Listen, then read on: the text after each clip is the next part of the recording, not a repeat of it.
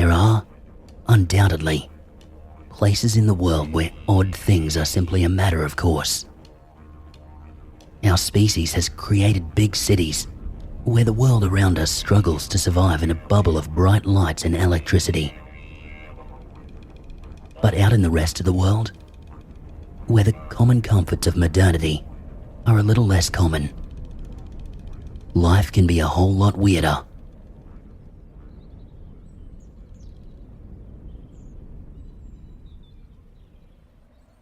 I grew up on a huge, remote cattle station in the Australian countryside. I went into the city for a few years to study, but I couldn't deal with the crushing closeness of it all. So I came back a few years ago to run the accounts and whatnot. It's not one of those really, really massive ones that top out at around 10,000 square clicks, but we're still comfortably around the 2,500 to 3,000 mark. So there is a hell of a lot of land to wander around. Out here, weirdness is an everyday occurrence. Sometimes it's completely explainable. Sometimes it's explainable in a way that city folk will invariably scoff at, but we know to be the truth. And sometimes, we've just got nothing. Out here, it's not the stereotypical Australian outback that you might have seen in Hollywood movies. We are a long way from any city, but we're also far enough outside the desert that we have grass, hills, valleys, and thick pockets of bushland. Out on the far edge, you might find the tussock and sand stereotype here and there, but for the most part, it's a much grassier, if not necessarily greener, version of the outback around here. That means we get a lot more life around here than we might out in the outback. This is all relevant to the scene, because this is wild country. It's older than us, and never tamed. Australia is, hands down, the wildest place in the world. And there's a lot that goes on around here that never makes it to the ears of the people living in the cities. For a while, I didn't see the point in retelling any of these stories. I learned very early on that people tend to think you're more than a bit crazy when you talk about some of this stuff. But there's a lot to be said for the anonymity of the internet. And I do think some of these stories are worth telling. Like Bessie, for example, the ghost of an Aboriginal woman who inhabits the gutted shell of the chapel way out in the church paddock. The story goes that she was an escaped slave. She went to the priest for help, only to have him kill her while attempting to claim the reward for her capture. She protects anyone who enters the chapel, doing what the priest failed to do for her years ago. Then there's the Yowie that lives way down in Copper's Hole. He's normally friendly, but he doesn't really like dogs. So, we try to avoid taking the cattle through Copper's, unless we really have to. We do all the mustering on bikes and four-wheelers these days, but you've still got dogs to round up the stragglers and keep it all moving properly. I think he must have had a run-in with some feral dogs somewhere along the way. To ease into this though, I thought we might start off with the story of the Screaming Men, which was my first really weird encounter and happened when I was a kid, about 20 years ago now. Back then, we had a small army living on the station. Between Mum, Dad, us 3 kids, the 3 remaining grandparents, an uncle, 2 cousins, 2 housemaids, and all of the farmhands. Because we had more farmhands, Dad was able to leave much of the day-to-day stuff up to them and spend more time with us kids, which was nice. He used to take us camping in different spots on the station. Sometimes fishing down by one of the rivers. Sometimes we'd have a bonfire out in one of the open paddocks. And sometimes we'd just explore places that we rarely ever went. We never really got to have a proper holiday, so these trips were the way Dad made up for it, I guess. The trip in question was to one of the more remote spots on the property. It was a hilly area, way out on one of the edges, covered in tussocks and littered with steep ravines. Dad was always a bit of a conservationist, and he used to do wildlife surveys all over the station, so he knew what was around and could take steps to make sure it all stayed around. He had an idea that some kind of lizard that was endangered in other areas might live out there, and so my brother and I went along as little helpers. We spent most of a day setting up little drop traps for any little critters that might be scurrying around, as well as throwing dirt at each other and chasing each other around the big tussocks. It was high summer, so the sun was up until at least 8:30 p.m, and we took advantage of the warm evening, playing hide and seek and sliding down one of the steeper hills on cardboard box sleds. That night, we cooked bacon over a roaring fire and had bacon sandwiches and toasted marshmallows and billy tea. Sometime during the night, I woke up to what sounded like footsteps right outside the tent. I tried to rouse Dad, quietly, without success. So I was forced to just lie there and listen. I wasn't afraid, as such. There are loads of animals all over the property, and I was a country kid. So my first thought was wildlife, rather than a little kid-eating monster. After a few minutes, whatever was out there went away, and I dropped off to sleep again.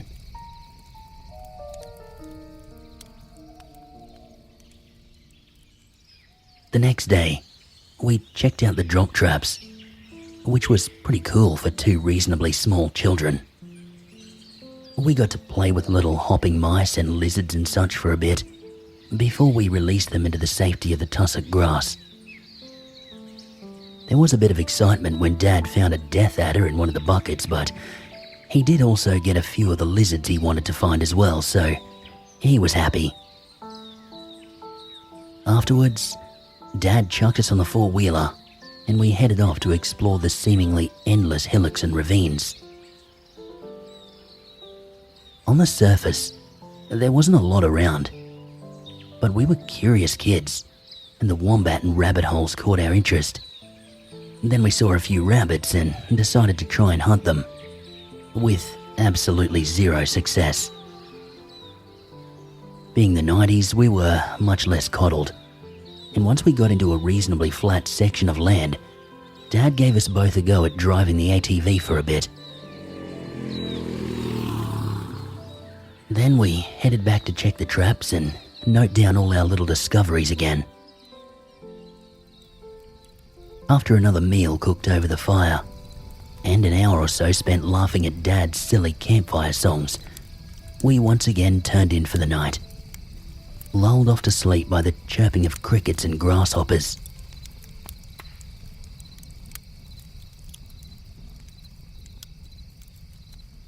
Late in the night, I was awoken again, this time with a start. I had been kind of half awake from memory, waking from a dream but not really waking up, when something jolted me into full consciousness. As a sleep-deprived child, it took me a few moments to work out that the world had suddenly gone completely silent, and that this was a bit strange. For some reason, I felt compelled to see what was happening, so I quietly crawled out of the tent to take a look around. As I slipped through the flap on all fours, I noticed a chill, one that certainly did not come from the warm night air. I looked up. Maybe 10 meters from camp, standing in a semicircle, were 6 impossibly tall figures. They almost looked like they had been poorly molded out of clay, with no symmetry to them. Their skin was uniform grey, and their faces were entirely blank, save only for 2 burning points of violet light that I presumed to be eyes. Then, as one, they fixed their eyes on me and began to scream. It was an awful, soul-chilling sound, unlike any scream I'd ever heard before. It made the air vibrate around me, simultaneously high-pitched and ragged, yet powerful and rich. It bore into me and made my head swim. Suddenly, my dad grabbed me and dragged me back into the tent. We couldn't really speak. He just shushed my brother and I and held us close, covering our ears as best he could. That horrendous screaming carried on for several minutes, but it dragged on like hours, before suddenly, it completely stopped, leaving me with only a loud ringing in my ears.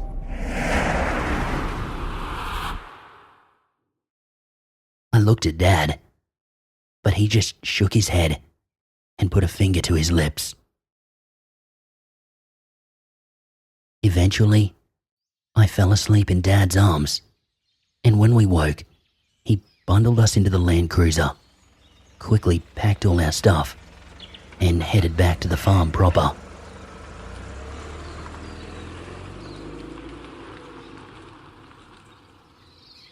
He made us promise not to mention what happened to Mum, and that was it. Until a few years later, anyway, when I grew up and got curious enough to ask him about it. He couldn't tell me a lot, because that was the first time he'd ever seen the screaming men too. But he had heard about them. The Aboriginal drovers, whose people have inhabited this area for thousands of years, spoke about them and called them the Screaming Men. Apparently, they come in the night and they take unsuspecting victims to the spirit world. Part spirit projection, part real being. They cannot interact with our world, but because we are connected to the spirit realm, their powerful scream creates enough of a ripple in the wall between worlds to snatch a human being over to the other side. That poor soul then becomes a howling spirit, doomed to wander the space between worlds, 1 foot on either side, but never wholly within either. Because of that encounter, I have never slept rough. I always make sure I have a tent or a covered swag. Something to prevent the screaming men from being able to touch me directly. I've encountered them once since that night, years ago, standing on a lonely hill, close to the original encounter, watching me as I drove past in that same Land Cruiser. I don't know why they cross over out there specifically, but I try to avoid that area of the property as much as I can. I've seen a howling spirit once or twice, and I have no desire to find out what that existence is like. Of course, the screaming men are far from the weirdest things out here, and far from the most dangerous come to think of it.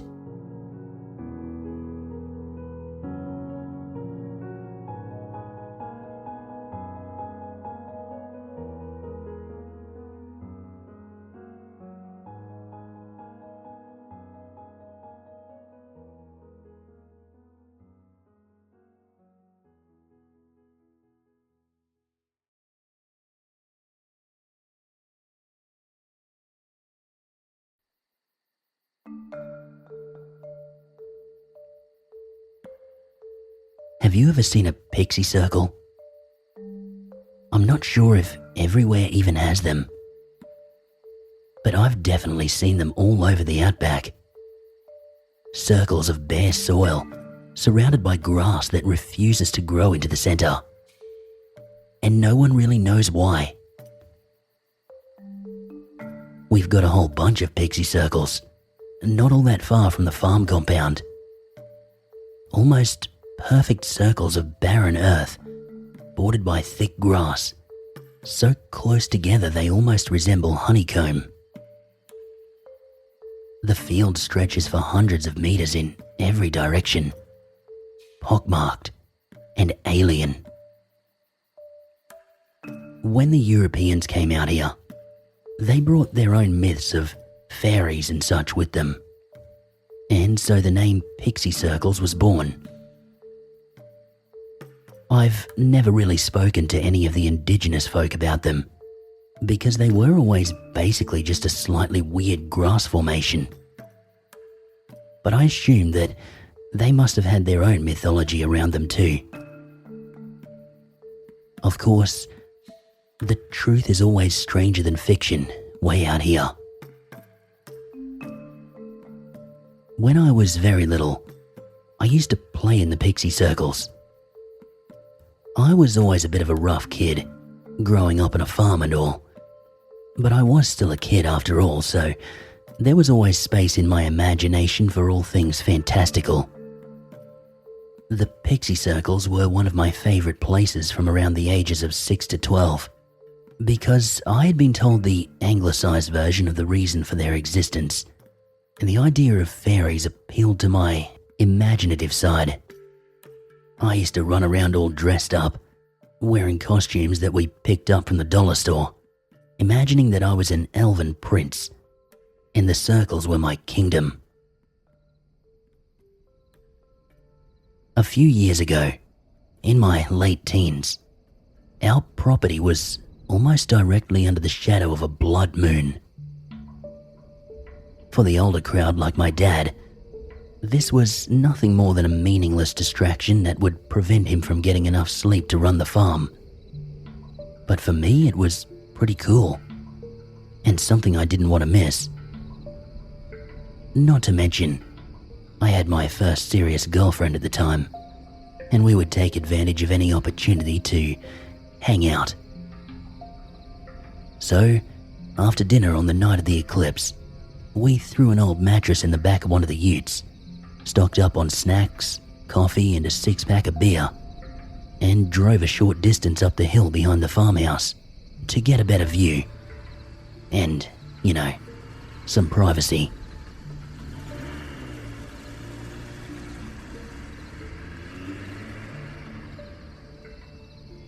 We had been up there 3 or 4 hours when the eclipse began. The moon slowly darkened, growing redder and redder. It was pretty spectacular, and with no light pollution to speak of, we had a great view of the show. As the moon got redder though, I started to notice another glow. Below us, on the other side of the hill, the field of Pixie Circles. It was beginning to glow a faint red too. The light seemed to come from the soil in the circles. At first, faint, but growing ever brighter as the red covering the moon got darker. I pointed it out to my girlfriend just to make sure I wasn't losing my mind, and we divided our attention between the reddening moon and the glowing circles. As the eclipse reached its zenith, I noticed that the soil in the Pixie Circles was moving, which grabbed my attention pretty quickly. It shifted and cracked from beneath, and to our horror, things began clawing their way out of the dirt and shaking off the ochre dust clinging to their fur. They were tall and muscular, with long legs and backwards-facing knees, and arms that hung down well below their waists. Dark fur covered their bodies, apart from their heads, which were baboon-like and completely bald. On their back, it formed into a thick mane. Large, bulbous eyes gleamed red with their own internal luminescence. There must have been 20 or 30 of them. Once they had all struggled clear of the soil, they seemed to shimmer, and suddenly, where they had stood, were tall Aboriginal men wearing nothing but a loincloth. As one, they turned in different directions and began walking away from the holes they had emerged from. Several of them were heading in our direction, human in every way, save for the red glow emanating from their eyes. We, of course, freaked out. I got the distinct feeling that we did not want to encounter whatever these things were. So, we both bolted around to the cab of the ute and skidded down the hill towards the farm.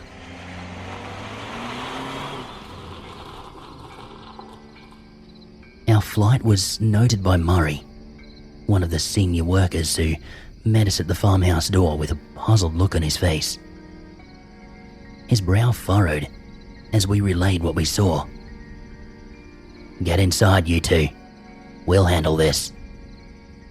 He trotted off to the quarters, presumably to gather some help. I half wanted to follow, to see what these things were, but I knew I probably couldn't do anything to help. We did, however, run upstairs and out onto the first floor balcony. I figured we'd be safe enough up there, and I might get a chance to satisfy my curiosity. Sadly, it was a bit anticlimactic. I saw a group of men storm off into the direction we'd come from, carrying bright torches. They vanished into the night, their light the only thing that suggested a location. Then came a commotion. Loud shouts, spoken in the local indigenous dialect, punctuated by inhuman voices speaking that same language. Someone must have put fire to a few branches or something, because suddenly there were flames licking at the night, waving back and forth. This went on maybe half an hour before the men returned. Murray, making his way back to the main house, noticed me leaning over the balcony trying to see what was going on. He shook his head in amusement and beckoned me to come down. "We call them Mamu," he explained downstairs. "They live underground or in hollow trees until they wake. Mamu are very dangerous. You did the right thing getting out of there. They are vicious cannibals, if they catch you. But they are sneaky. They don't like to fight. Hate fire also. And we have words to deal with them. They won't bother us again." With that, he rose and headed back to the quarters. He was always a man of few words, our Murray.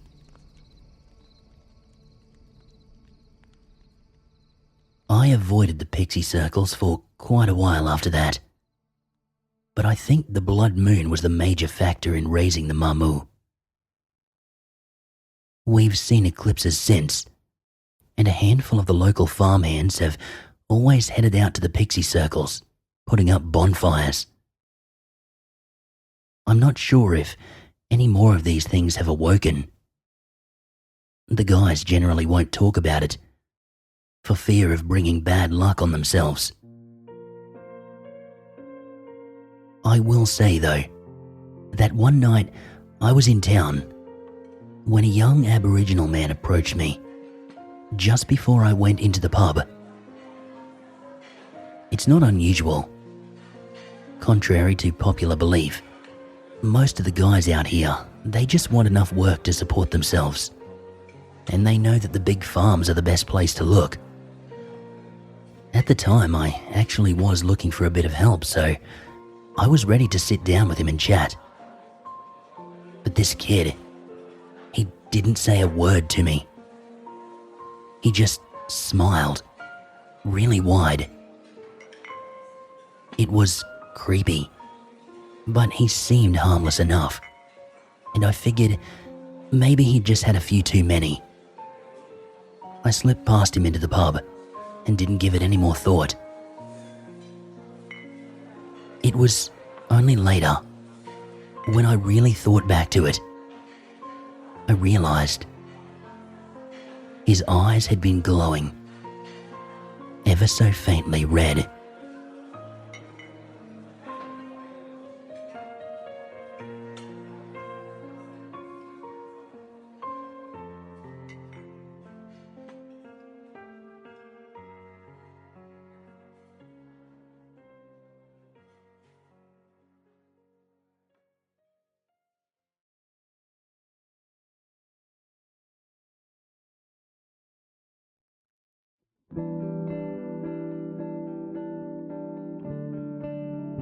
Way out in the more barren parts of the farm, there is an entity who we call Old Stone Knees.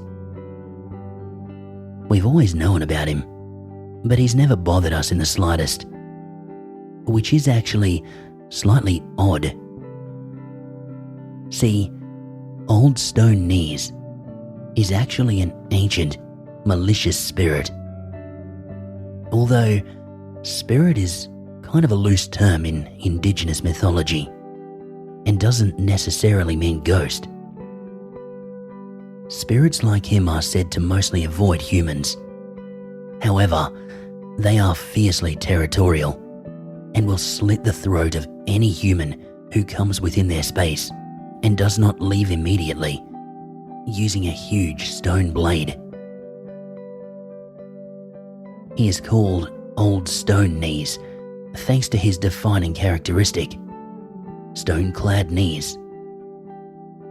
When he walks, the stones on his knees rub together, creating an awful grinding sound. Old Stone Knees is tough to spot. He prefers to hunker down and stay out of the way, but I have seen him a few times. Tall, with eyes like hot coals. He has the ability to match his skin to the environment and long, lithe limbs. His chest looks skeletal, and his back is covered with lumps that help him blend into the rocks. We don't really know why Old Stone Knees tolerates us so well, when others of his kind are so violent. Some of the workers think that it's because my father and his father always tried to look after the land, and Old Stone Knees appreciates that. Others think that my grandfather must have done the old spirit a favor, knowingly or otherwise. Perhaps it was something as simple as allowing him to remain on the property undisturbed. We'll probably never know. Whatever it was, though, it must have made an impression on the wily old rock monster. Something had been killing our cattle over on that side of the farm. The cattle here are partly wild, so we put them in an area and leave them be for a while. Then we move them. At any one time, barring drought, we might have 15 or more large groups in various parts of the property. The group out near the barren corner of the property were being killed off by something, and we had no idea what the culprit might be. Someone even suggested old stone knees, because even now, we have absolutely no idea what he eats. But it had never happened before, and me and Dad, we felt that this was unlikely. Especially because these unfortunate cattle were just about shredded, and I didn't think our rock spirit could do that. Realistically, we should have got the cows out of there and just left well enough alone. But Dad was a curious man, and he passed that trait on to me. We both needed to know what was happening, and so we corralled the cattle in one of the temporary yards.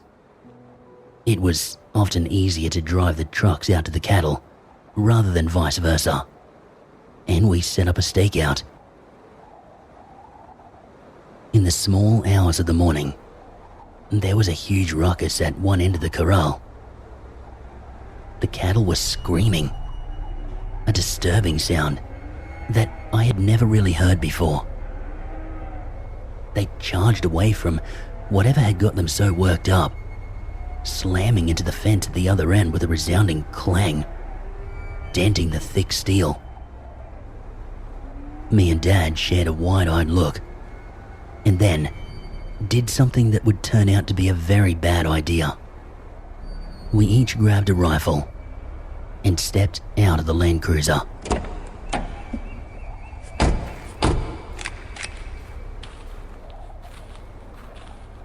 We very carefully made our way around the fence, keeping our eyes peeled for any movement. Once we got to the far end, we recognized that we may be in trouble. The fence had been bashed almost entirely in from the outside. The same fence that a stampeding bunch of cattle had been unable to make more than a dent in. From our right came an unearthly snarl, and we snapped our rifles around.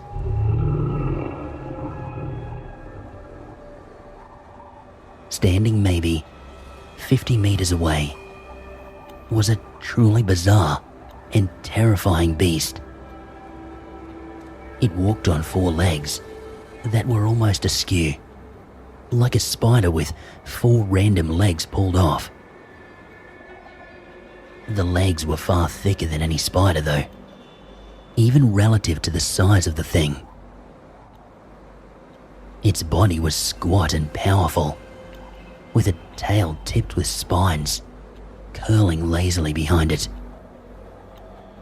A strange, almost bell-shaped head housed a savage mouth, almost perfectly round and full of teeth that reminded me of a chainsaw. This thing stood about 5 foot tall at the shoulder, and we were squarely in the firing line, as it very clearly sized us up. Suddenly, I was lifted bodily into the air and deposited several meters away behind a large rock. I found myself staring into eyes like smoldering coal. Old Stone Knees held a wickedly clawed finger up to what passed for his lips, a clear indication to remain silent. Beyond that rock, I heard the thing making the most awful, choking howl. In a flash, those burning eyes were gone, as Old Stone Knees leapt gracefully over the rock. I watched him charge towards the thing with his strange gait, knees slamming together like gunshots, and he tackled it to the ground. It emitted that awful howling sound again, and they both rolled into a depression, kicking and biting. In no time at all, our stony saviour had managed to get himself directly behind the savage beast, a point where nothing but the tail could apparently get at him, and that spike-tipped tail was hardly a threat to a critter with skin like stone.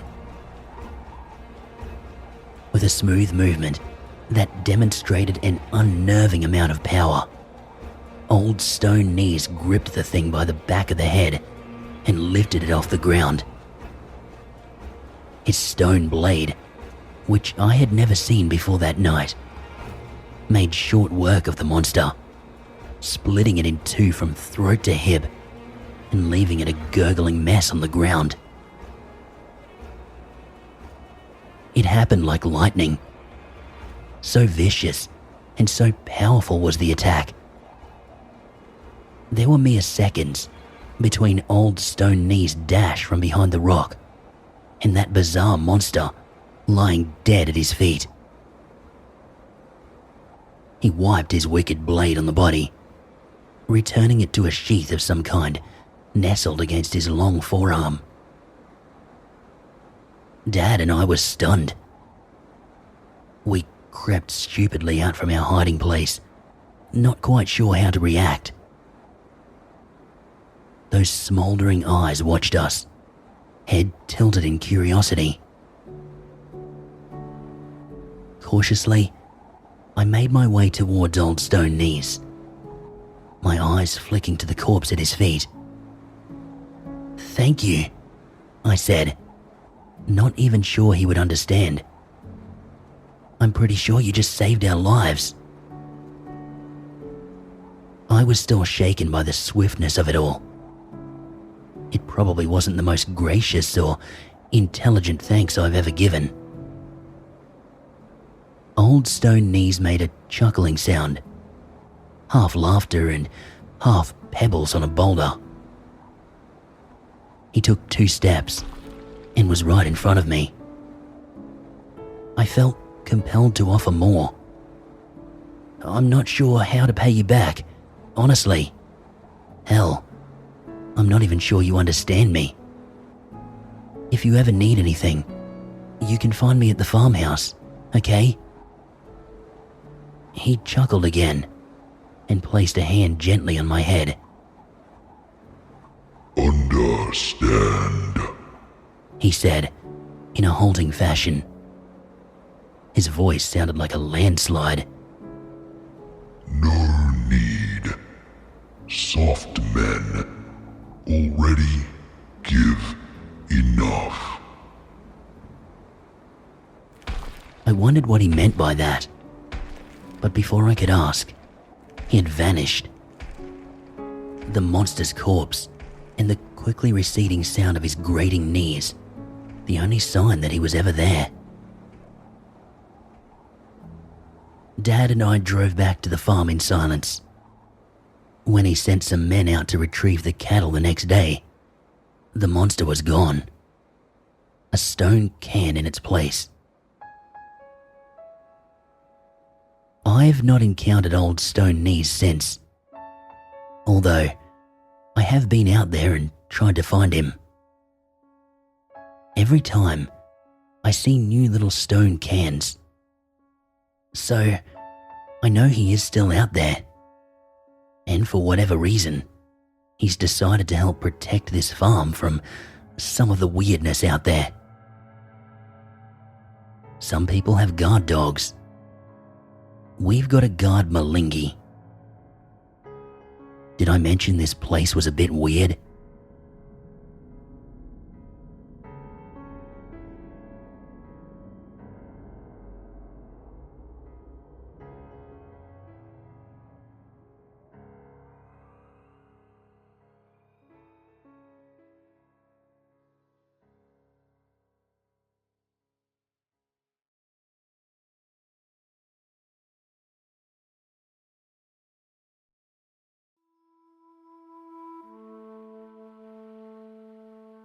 This story took place during a miserable winter.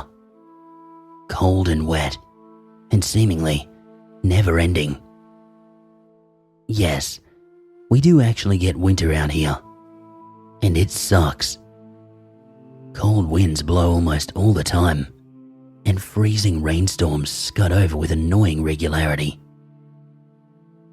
We don't venture far in the depths of the colder months, preferring to keep the cattle nearby and spend as much time as we can in front of the fire. Of course, nearby is a relative term when you're talking about 2,500 square Ks, and some of the winter paddocks are a good 15K from the house itself. Thankfully, because it's usually so green, we don't really have to hit the further paddocks more than 2 or 3 times a week. In one of these paddocks is a bleak, lonely outcrop of weather-beaten rocks that we call the Satan Stones.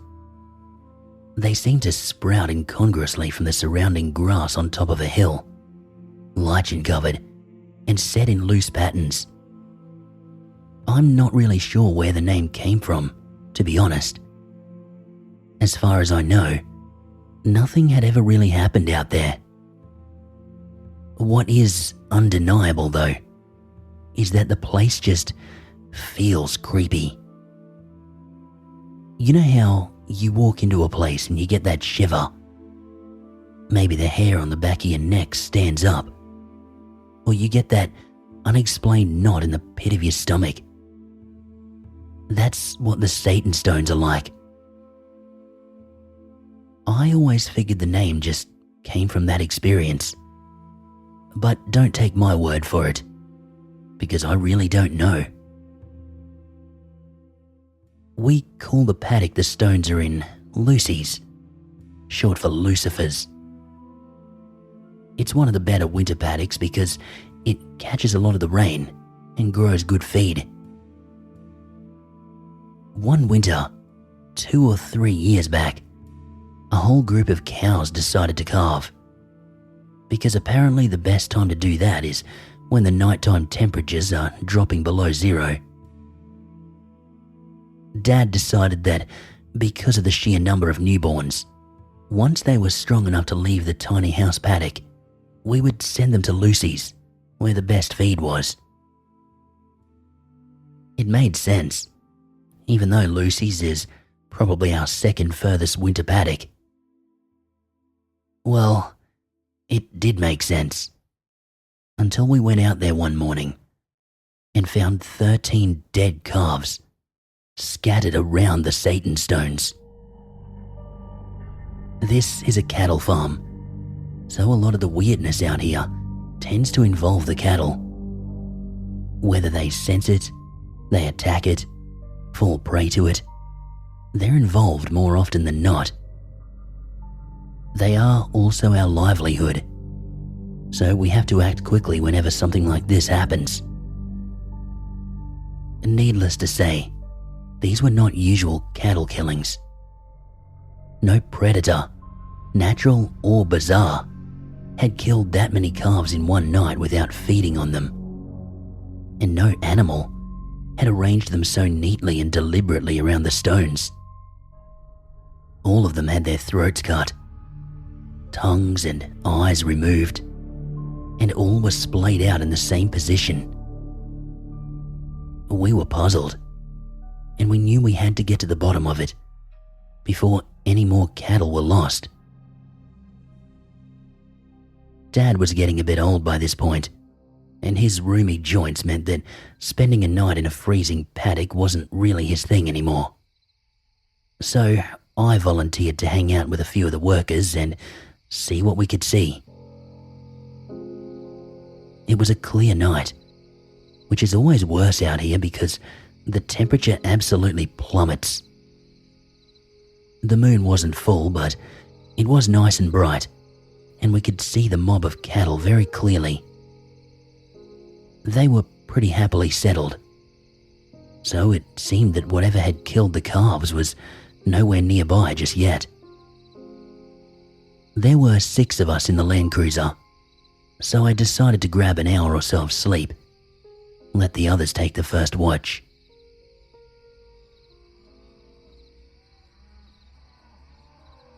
I was awoken by the frantic whispers and worried lowing of the cows. A fog had drifted in, so thick that we could barely see the shapes of the cattle 10 meters from the four-wheel drive. One of the men pointed to the left and swore, and I turned just in time to see a dark shadow flit through the fog, leaving the mist dancing in its wake. Something was definitely here. The two indigenous workers who had come along both whispered the same thing, their voices full of fear. Mokoi. The name was one I was familiar with, but that was all I knew about it. The cattle became more and more panicked, but they were hemmed in by the fog, unwilling to go too far with the calves around, so they just kept on bellowing and stamped at the ground. The weight of hundreds of terrified cattle made the four-wheel drive shake. That same shadow flashed through the fog again, to the right this time. The air behind it still in motion. The indigenous driver, eyes wide, quickly turned the ignition and sent two beams of light lancing into the thick grey night. That was enough for the cattle.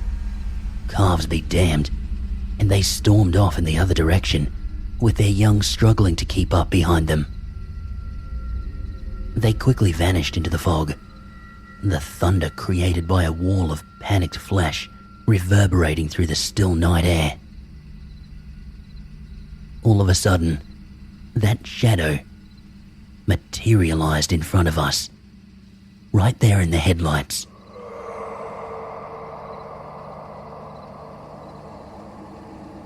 Although it seemed ethereal, it definitely cast its own shadow as well, creating a bizarre double shadow effect in the bright light. It seemed to pulsate for a moment, before solidifying into form. Instead of a shadow, we were now looking at a large man, over 2 meters tall and black as obsidian, with eyes that were too large for his face, and somehow even blacker. They seemed to devour light rather than reflect it. Inky pools of absolute darkness mounted on the head of a shadow. The mist moved around it, hovering just away from the skin, as though it didn't quite want to touch the entity. This thing, which certainly was not a man, despite its best efforts to appear that way, flashed a savage grin, revealing perfectly cut teeth, stained with blood. Then it threw its head backwards and unleashed a shriek so hellish I felt like my ears might bleed. It was a sound of sheer rage and torment, of hatred, of anguish, of violence. No human being could ever make that kind of sound. Our driver freaked the fuck out. It jammed the four-wheel drive into reverse and screeched out of there.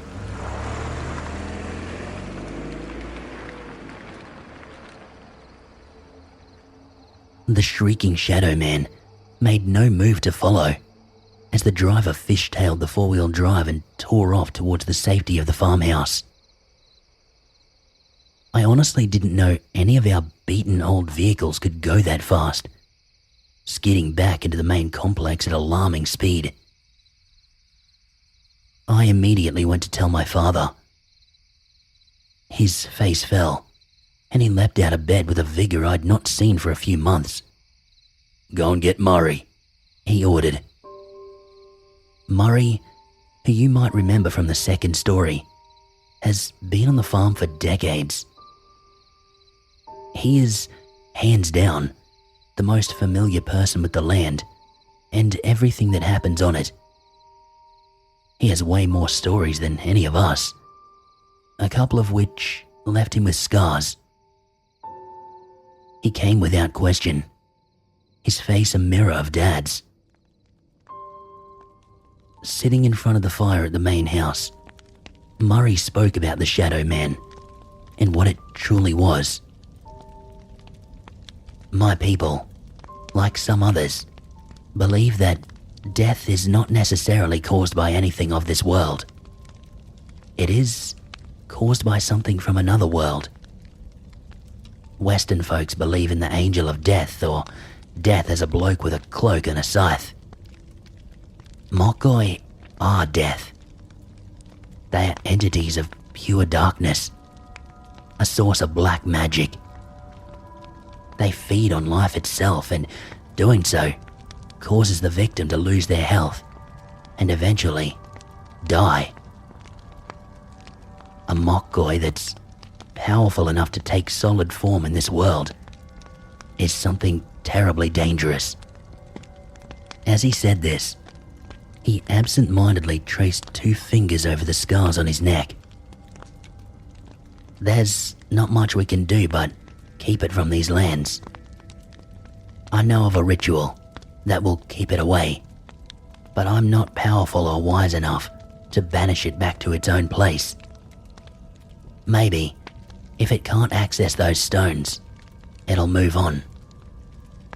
What does it want with the stones and the calves?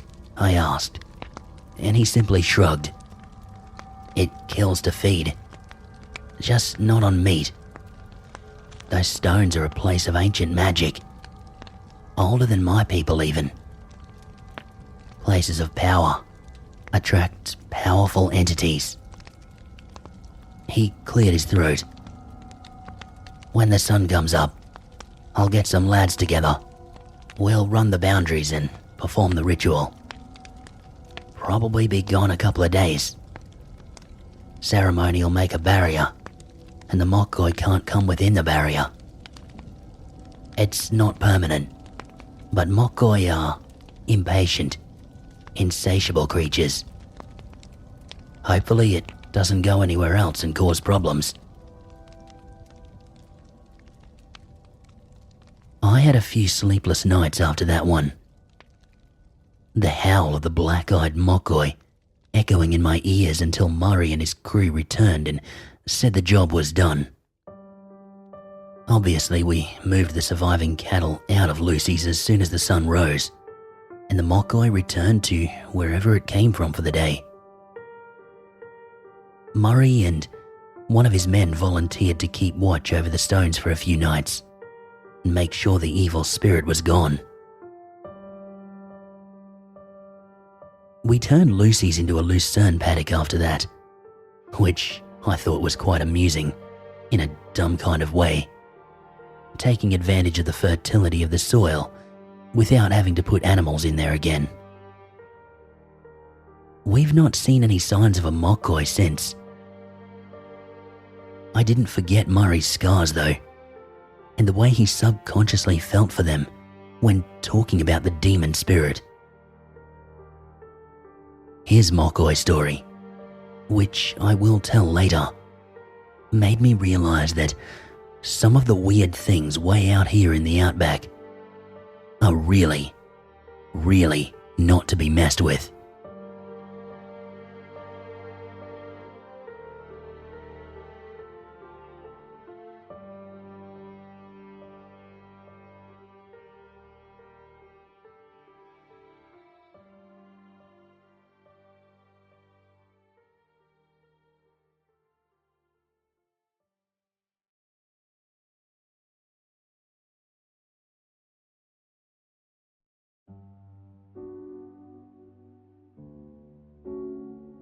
Sorry for the gap, folks.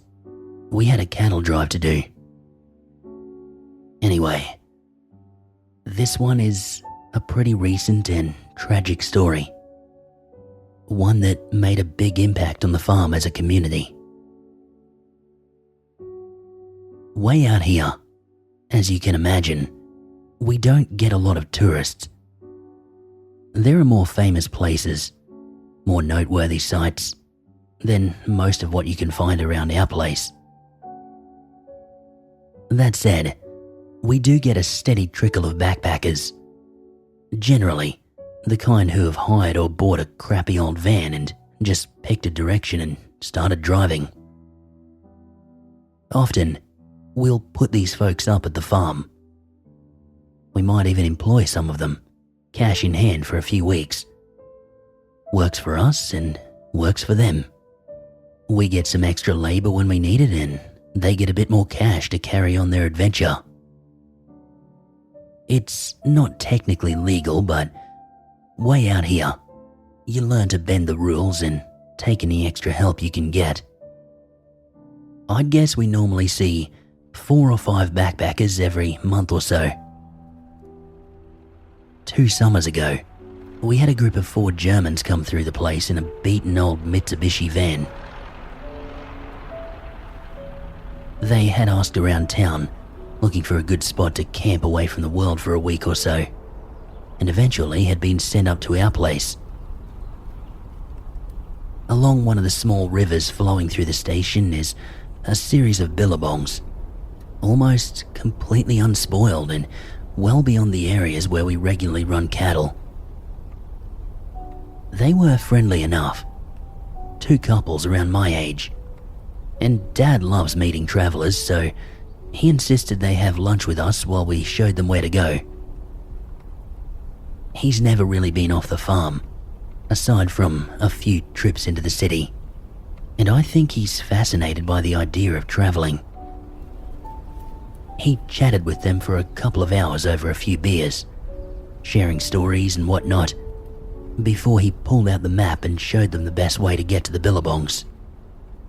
As they prepared to leave, he gave them the same warning he had always given me. "Oh, and just be sure you stay well clear of the furthest billabong," pointing to a spot on the map. "It's got these really steep rocky walls around it, and it can flood without rain anywhere near here. It's also the deepest of the billabongs by far. Flows through a narrow chasm at the downstream end.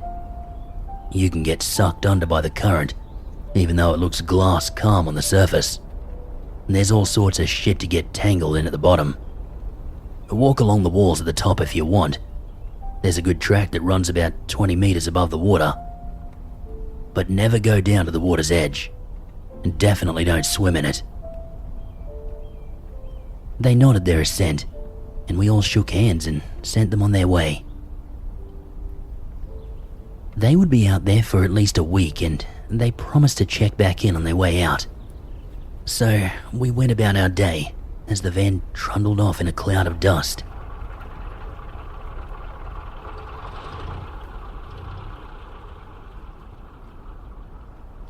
It was just before sundown, 6 days later, that one of the women came stumbling back into camp, wearing nothing but bikini bottoms, covered in dust and blood, sobbing, her feet torn to shreds.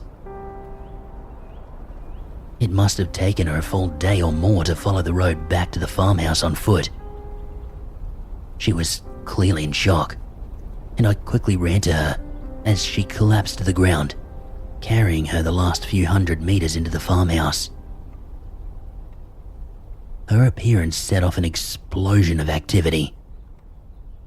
Dad helped me get her into a cool bath to clean her injuries and combat a full day exposed to the blazing summer sun. She winced as the water found her wounds, and she screamed. Dad sent off farmhands to call an ambulance and gather some medical supplies, and the housemaid to find a gown or something for her to wear once the ambulance did arrive. We bathed her as best we could, but she was clearly not in her right mind, obviously suffering heat stroke and shock. She made it difficult. She was saying nothing we could make out. Although she kept repeating the same words, they were all in German.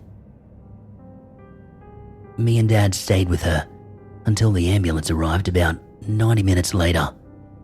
And once she was safely off to hospital, Dad grabbed me by the shoulders Go get a couple of boys. Meet me at the shed as quick as you can. Oh, and grab some rifles." I frowned, but the urgency in his voice snapped me into gear, and we were soon bouncing off down the road towards the Billabongs. Dad was shaking his head and muttering as I guided the four-wheel drive over the rough road as fast as I could. Even with all the weirdness out here, I didn't understand the rifles. It was clear their purpose was not just in case, if we all had one. And if Dad, infirm as he was coming along, I felt like something really bad had happened. Dad confirmed my fears when he directed me towards that last Billabong. But he was slightly reticent when I asked him about it. "I didn't tell you kids to stay away from that Billabong because of the current." That was all he would say, for the moment anyway. As we came over the final rise and down the steep embankment to the Billabong, my heart leapt straight into my throat. Lying on its side, roof smashed in and surrounded by shattered glass, was the backpacker's van. I shot Dad a questioning look, and he sighed. "This Billabong is home to something big. I've never seen it myself, but me father told me he used to lose cattle to it all the time. When it took a drover, the Billabong became off limits. That's why we don't run 'em out here anymore. That's why I always told you kids to stay away." "But why not tell the truth, Dad? With all the shit that goes on out here, we would have believed you for sure."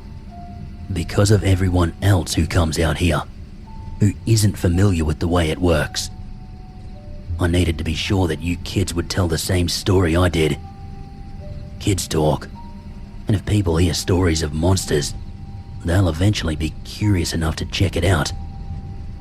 Tell them there's a better than even chance they'll drown, and folks are smart enough to stay away.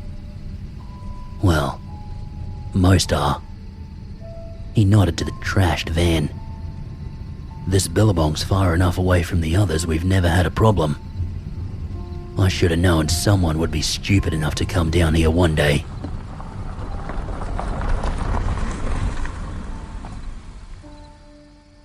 Cautiously, we got out of the car and surveyed the scene. The van had clearly been smashed into from the waterside with tremendous force. But it was what lay just behind it that made the bile rise in my throat. I live on a farm. I've seen plenty of death. Mostly animals, sure, but there was also a time where we lost a farmhand in an accident on a four-wheeler. Still, nothing can prepare you for the sight of a human torso, mangled and severed messily through the midriff. I felt dizzy, sick, and anguished by the carnage on the shore of the Billabong. Dad squeezed my shoulders gently, trying to be reassuring in the face of the utter horror. I forced myself to move past the shattered body of the poor backpacker and follow the men further along the Billabong. We were careful not to get too close to the water, I noticed, as I mirrored the others. The Billabong itself was eerily dark, the water stained almost black by tannins from the surrounding vegetation. One of the guys pointed to the shore, a little distance to our right, amongst a tangle of roots, and I noticed something pale floating on the slick black water. A severed arm. I briefly wondered if maybe there was a crocodile in the Billabong. But no, that didn't make any sense. We're way too far south for that. What the fuck did this? I breathed, more to myself than anyone. Dad shook his head. "This is my fault. I should have stopped people from coming down here altogether. I thought..." The sentence died in his throat as he choked back tears. In all my life, I've only ever seen my father, a tough man of the land, shed a tear 3 times. His remorse here was almost palpable. I was staring vacantly into the water, wondering what had become of the other poor bastards in that van, when I first noticed it was moving, almost imperceptibly. We might have been ambushed, if not for that stroke of luck. Guys, let's get back from the water a bit." The moment we did, as though enraged by our audacity at moving beyond ambush range, something burst out of the deeper middle of the lagoon in a torrent of spray, halting just at the water's edge. We all scrambled back as whatever was obscured by the foam let out a monumental roar, the small wall of displaced water seething outwards and over our feet, giving way to a beast that I thought was a myth, even with all the other weird shit out here. It stood maybe 8 feet high at the shoulder, covered in short, thick fur, entwined with algae and matted down by the black water of the Billabong. The shape was reminiscent of a giant sloth, or maybe a wombat, standing on 4 legs, all muscle and sinew, thick, stocky, strong.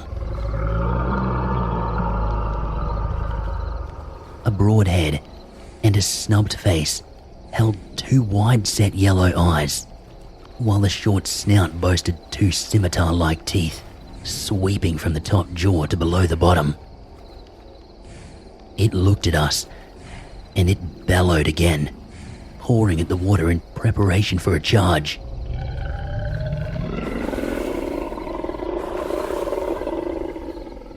One of the men beside me shakily raised a rifle, breathing out a set of words that chilled my blood.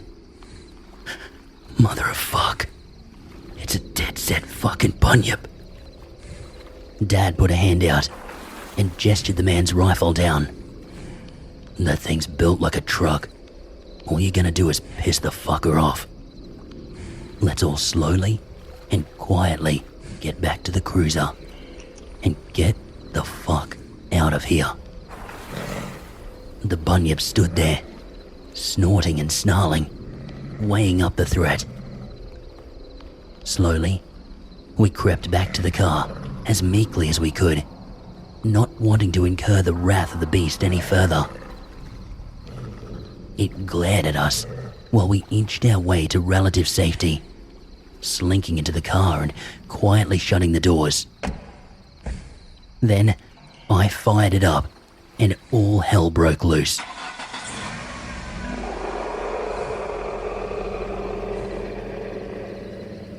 As the old 4-wheel drive coughed to life, a shudder went through the beast. It lowered its head and bellowed again, and then it charged. I didn't even think. I just slammed the 4-wheel drive into gear and floored it, spinning around and roaring up the embankment as quickly as the old girl would take us. The rearview mirror was filled with churning soil and water. There was a terrible crash as the bunyip smashed through the already crushed van, and then we crested the rise and caught some speed. A terrifying roar rang out from behind us, and we were clear. We didn't know what to do for a bit, just kind of floating around and digesting what had just happened. Dad got the cops out there, but there wasn't much they could do. They listed the deaths as drownings. It's sad that the real reason couldn't be given to the families, but it makes sense, I suppose. Like Dad said, there's always someone looking for a cheap thrill, ready to bite off a lot more than they can chew. The one survivor didn't remember a lot about what happened. She claimed that something yanked her under the water, and then the next thing she remembered was the road to the farmstead. All the Billabongs are off limits to visitors these days. Now that we know for sure what's out there, we can't allow people to go there. As for the bunyip, it seems to keep to itself since. I don't know what riled it up so badly, but we eventually did go back out there and retrieve a few belongings for the families, and we were completely left alone. I did get the sense it was watching me though. Every ripple grabbed my full attention, fully expecting the appearance of the supposedly mythical animal. A few months later, someone suggested dynamiting the Billabong, but me and Dad just couldn't do it. It went against everything we stand for in terms of conservation, and honestly, we genuinely have no idea how the thing would react. So, we leave him alone. I think it's for the best.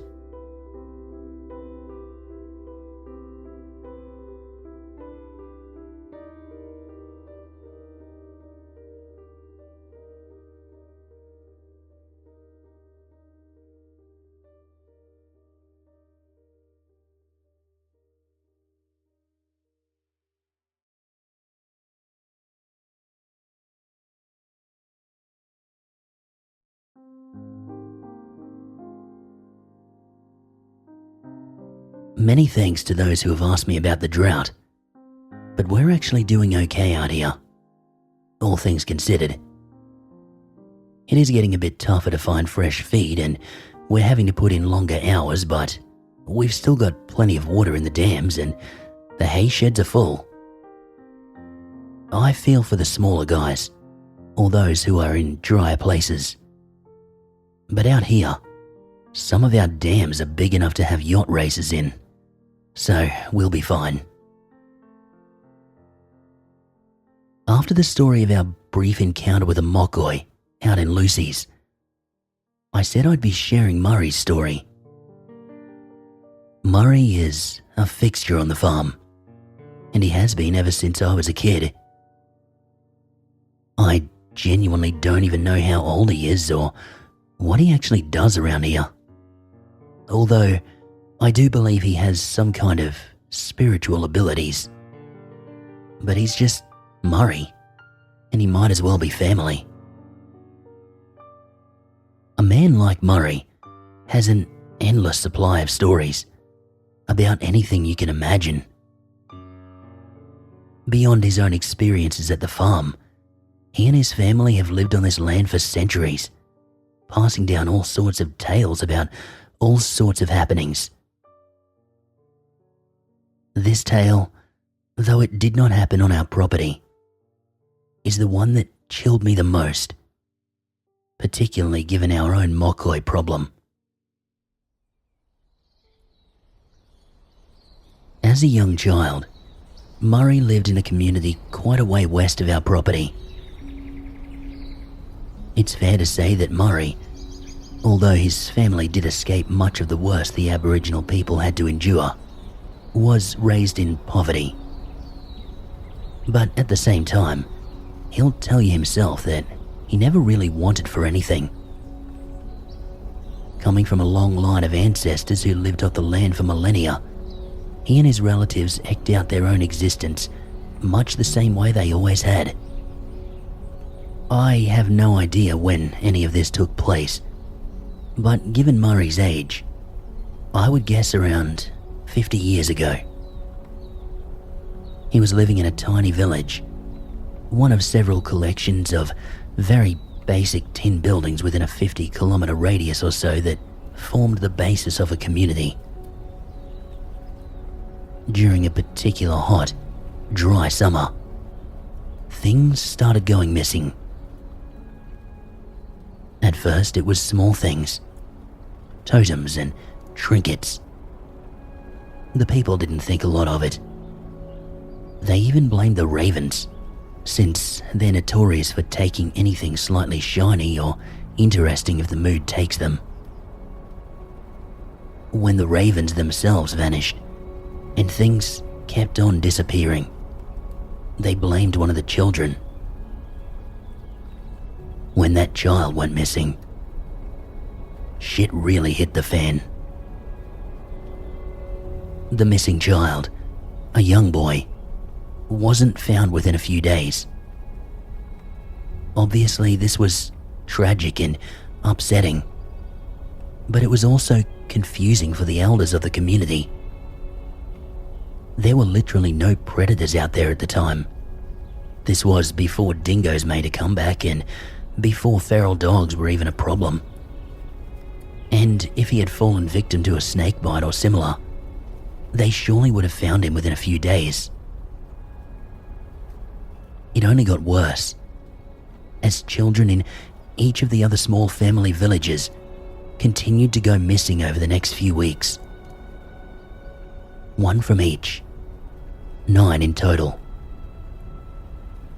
The elders were terrified, conjuring up ideas of all sorts of monsters. Kids were corralled in buildings with the adults. Rituals were performed. The works. One by one, though, the remaining children began to fall sick. This illness manifested much like I would imagine many common infections do.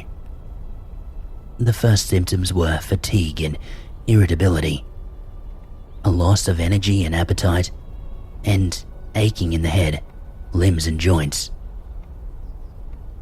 From there, though, it got a little weirder. The kids lost a lot of weight in a short amount of time. Their eyes became roomy and opaque, and their hair began to grey and fall out. One night, Murray was sleeping in a room with 6 or 7 other kids when he awoke with a start. He couldn't say what woke him, just that he felt he needed to wake up right at that moment. It was dark, but the light of the near full moon and the kerosene lamps on the outside walls filtered through and gave him some visibility. He still couldn't work out why he had awoken. The flickering shadows all looked reasonably normal. After a moment, though, he noticed one of the shadows was moving. At first, he thought it was a trick of the light, but the more he stared, the more the shadow moved. It was deliberate, intelligent, picking its way amongst the children before settling over one of the sick. Like a swarm, it seemed to grow, engulfing the child before tightening like a net. Murray almost didn't dare breathe as he watched the feeble struggles of the poor child caught within that shadow, as it started to crackle with what he could only describe as static electricity. Within a few minutes, it lifted and retreated back towards the corner of the room, forming into the shape of a hunched old woman. I know you see me, child. He almost jumped out of his skin at the voice that seemed to reverberate inside his head. It spoke in his native language, but it did not sound human. An odd, unnatural voice that filled him with dread. You need have no fear of me, young one. I shall feed on your brothers and sisters until they are but dust. But your essence, it is not mine to take. No, your fate lies with another, and even I dare not interfere. With that, the shadowy crone seemed to shrink to a single point, blinking out in an instant. Murray was too scared to move and too scared to sleep, waiting until the morning sun filled the room and banished the shadows before he leapt out of bed and ran to his father. Upon hearing his story, Murray's dad paled and scooped him up, hurrying to find the elders. Murray had to recount his terrifying tale again, drawing gasps and curses from the assembled elders. He was whisked away before the elders could discuss what he had seen. But he heard them say the word Mokoi, and he knew that everyone was in grave danger. In the recent story, I explained briefly what Mokoi are when I told of our own encounter. But there's more to it than that. They are a force of pure evil, from a place completely outside our world. Destructive, malevolent entities that feed on life itself. Locals call them evil spirits, but they are physical entities that manifest themselves in our world, gaining strength from feeding and becoming more and more powerful. They can only appear in darkness, being from a world where there is no light or good. You could almost say they are demons, if you're looking for a more Christian analogue. Only Mokoi are much, much worse. There was a feeling of utter, powerless terror as the day slipped away and night began to fall. This was almost the ultimate boogeyman, and no one knew whether or not the elders had any way of fighting it. When the elders finally emerged, saying they believed they had the solution, there was a collective sigh of relief. Australian Indigenous people have a vast array of rituals, spells and ceremonies aimed at different aspects of the world they inhabit. The elders believed that there was a ceremony they could perform, one that would rob the Mokoi of the life essence it had already stolen, rendering it powerless and therefore vulnerable. They believed that this would buy them enough time to call a medicine man from a neighbouring community to banish the spirit once and for all. As night fell, two of the elders sequestered themselves in the building the children had been sleeping in. They were adorned with the appropriate ceremonial paints for protection and took with them plants and herbs to prevent the Mokoi from leaving before the ceremony was complete. The rest of the villagers took refuge in another building, warded with symbols to fend off the spirit. It was tense, but most of the kids managed to eat their meal and fall asleep. Murray was not one of them. Eventually, almost everyone had dozed off, and Murray could hear the faint sound of chanting and other vocalizations coming from the other building. He felt something was wrong long before it happened. The tone of the song shifted, becoming more desperate, and then something laughed.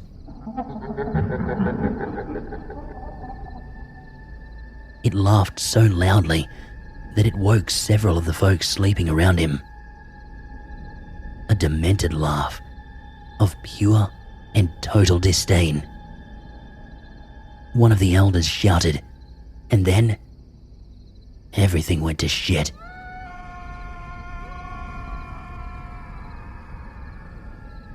From the dormitory building came a scream unlike anything Murray had ever heard. A scream of sheer terror. It was immediately joined by another, and that sick laughter boomed out again. two of the men ran for the door, but they found it could not be opened. They would later say that someone was on the other side, begging for the door to be opened, but the spirit would not allow it. Then came an even worse sound. The two elders screaming in chorus.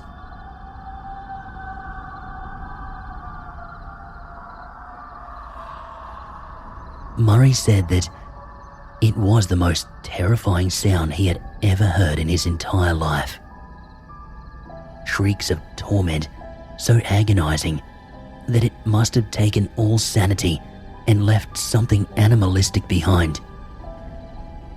There was nothing human left in the sound, as though whatever torture the Mokoi had dreamed up for the poor elders had robbed them of anything but the most basic instinct. Those screams went on for almost 2 hours. Several of the families took up their kids and ran off into the night, desperate to get away from whatever unearthly horror was unfolding in that building. Others were simply frozen like lambs, miserable, unable to move. Eventually, the screams sputtered out and died, and an almost palpable silence fell over that tiny village. As the seconds ticked by, a shadow began to form in the center of the room Murray was in, prompting panic as the Mokoi shifted its attention to the remaining family members. This time, the Mokoi took a different form, one that Murray believed was close to its true appearance.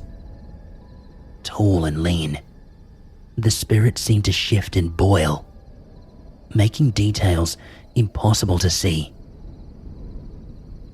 There was a mouth full of perfect razor teeth, eyes blacker than anything should reasonably be, and 4 arms ending in savage claws as long as a hunting knife.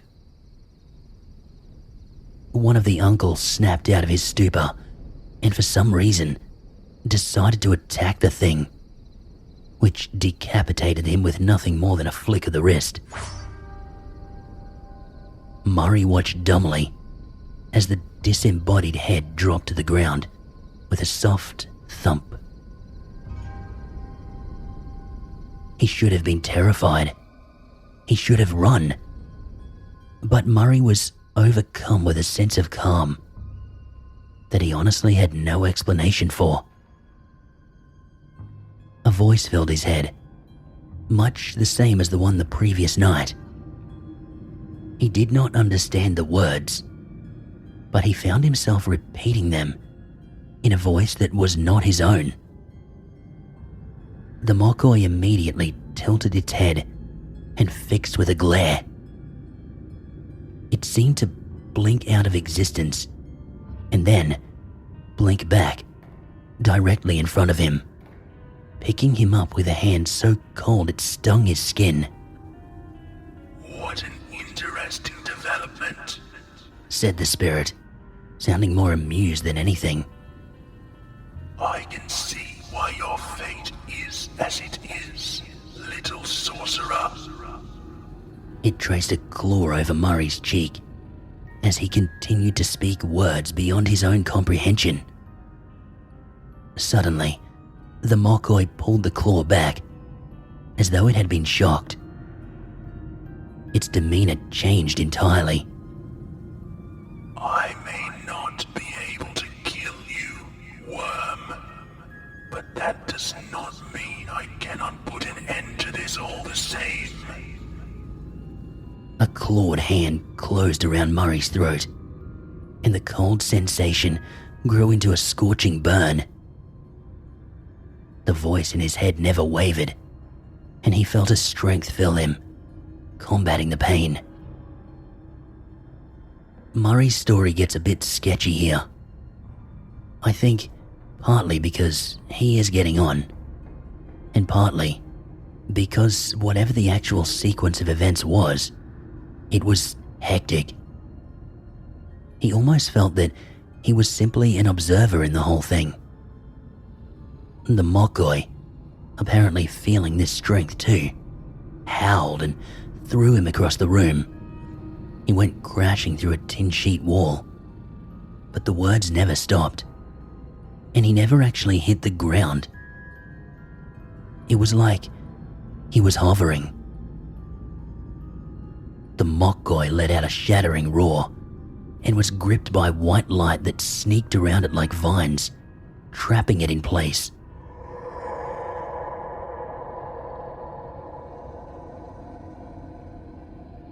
These light vines seemed to tighten, and the dark spirit thrashed and shrieked in a rage.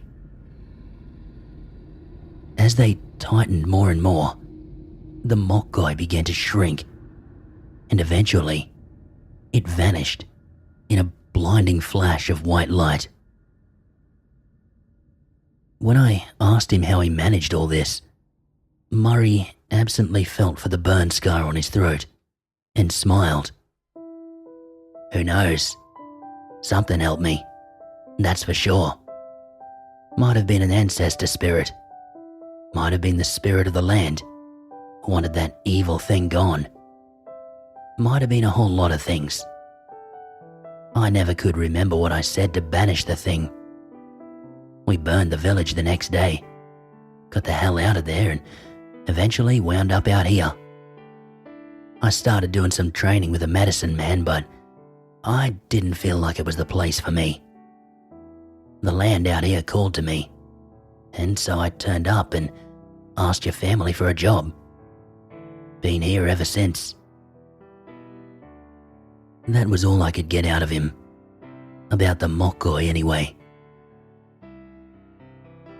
Something he said still sticks with me, though. That bit about the Mokoi not wanting him because he was fated for something else. Murray simply shrugged when I asked him about it and said that it was up to the spirits to decide.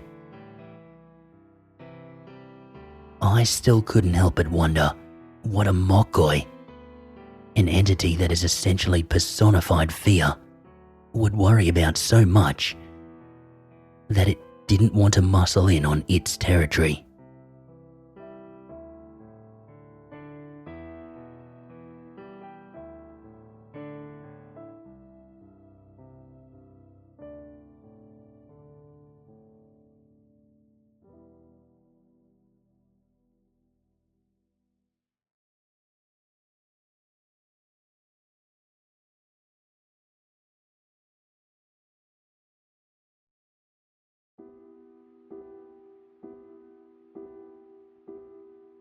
Out here, apart from the odd really terrifying incident like the one with the bunyip, there's pretty much everyday weirdness, and then there's above and beyond weirdness.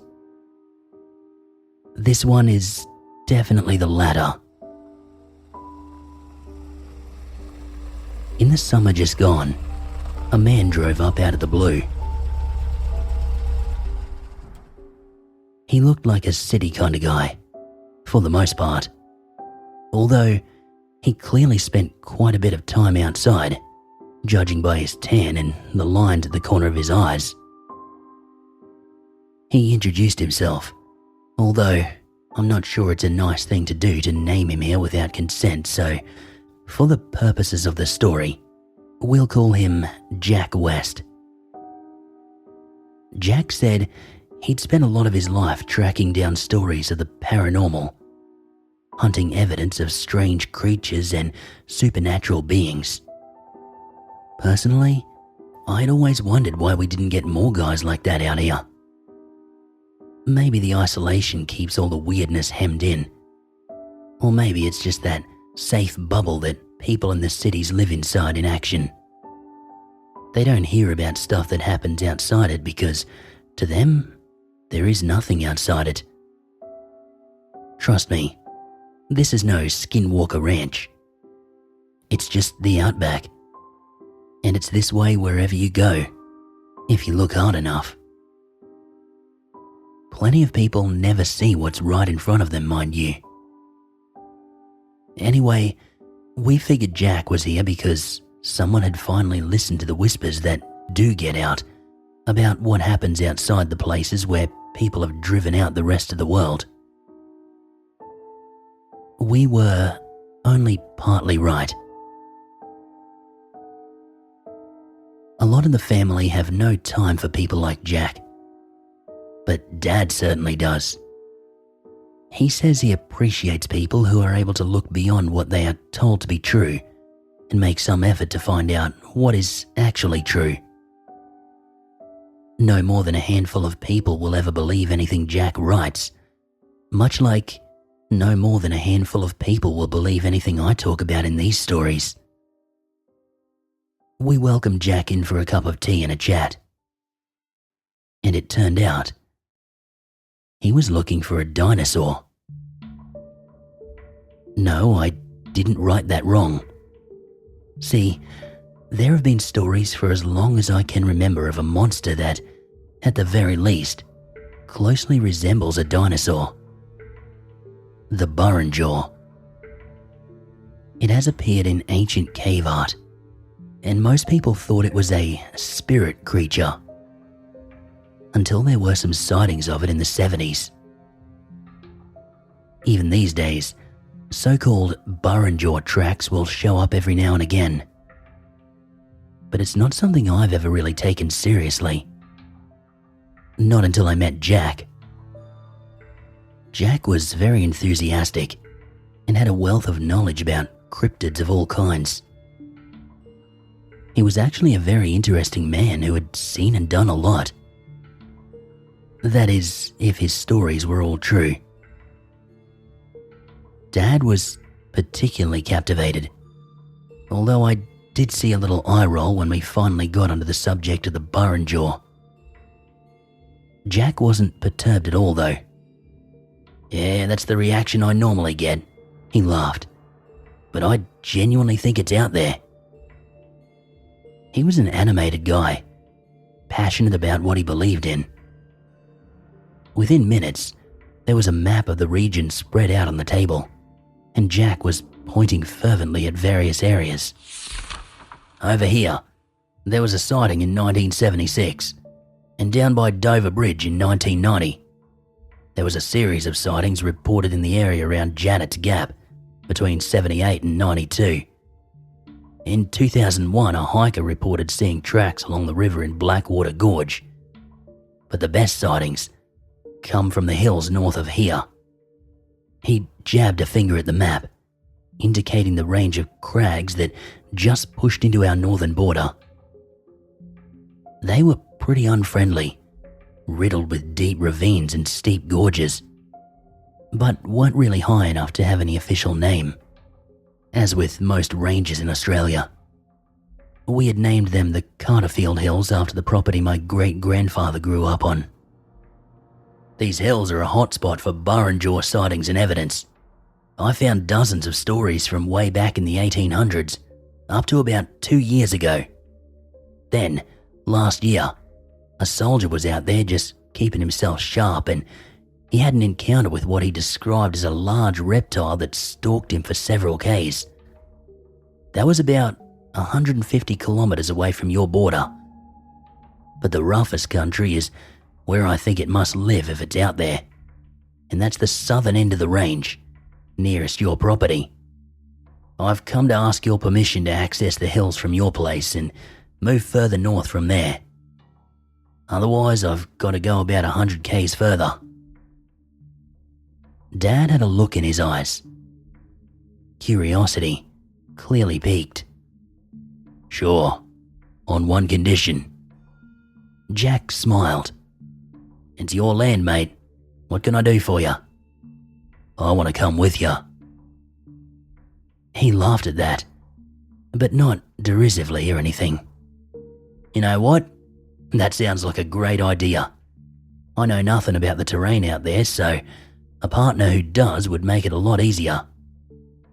Jack looked at me. "You want to join in the hunt?" Truth be told, I didn't really. There were a lot of reasons, but mostly I just thought it was too weird, even for out here. I still said yes though. Dad's pushing 65 and a life of hard work has taken its toll. So I thought someone would probably need to look out for him and potentially bring him back down if and when he couldn't keep up with Jack. There was preparation and such, but ultimately, 3 days later, we were driving Jack's truck into the Carterfields. He was thorough and well equipped, with a fully stocked state-of-the-art four-wheel drive that I seriously thought could climb Everest. Of course, due to the terrain, we would have to do a lot of walking in the Carterfields. It's a seemingly endless series of sharp ravines, deep, narrow gorges, and low, steep hills all clad with thick bush. We spent the afternoon setting up a base camp. I'm not exaggerating when I say that this guy had more gadgets than I even knew existed. He had thermal cameras and starlight cameras and trail cams, and these big microphones that looked like satellite dishes. All sorts of other stuff too. He must have been loaded. Anyway, that night, Jack wanted to have a preliminary look around, just near where we were camped. It was a warm summer evening, and we spent a few hours just walking around within 2 k's of the campsite with the thermal camera. The amount of hidden life it revealed was actually pretty amazing.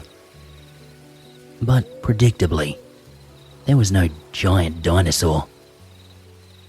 And so around 2 a.m, we tromped back into camp and collapsed into our swags.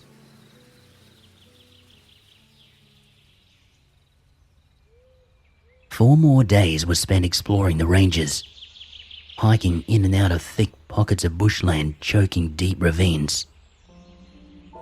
I had never really spent any time in the Carterfields, so it was pretty eye-opening for me. I didn't believe in living dinosaurs, but the terrain out there made me wonder what actually could be hanging around. Some of those places, we would easily have been the first humans ever to poke around. Almost anything could live out there. Jack assured me that most of his expeditions went like this. Rare and undiscovered creatures are rare and undiscovered for good reason. And this was the 3rd month of solid exploration for him. I didn't think we'd find anything anyway, but I definitely didn't think we would when he told us that. I certainly wasn't prepared to find the 4-centimeter long, 3-toed footprints in the sand along one of the river gorges. It was a sheltered, picturesque spot. High sandstone walls and shallow, cool green water with a coarse sand shore and bottom. The tracks ran along the river for maybe 30 meters before veering into the water.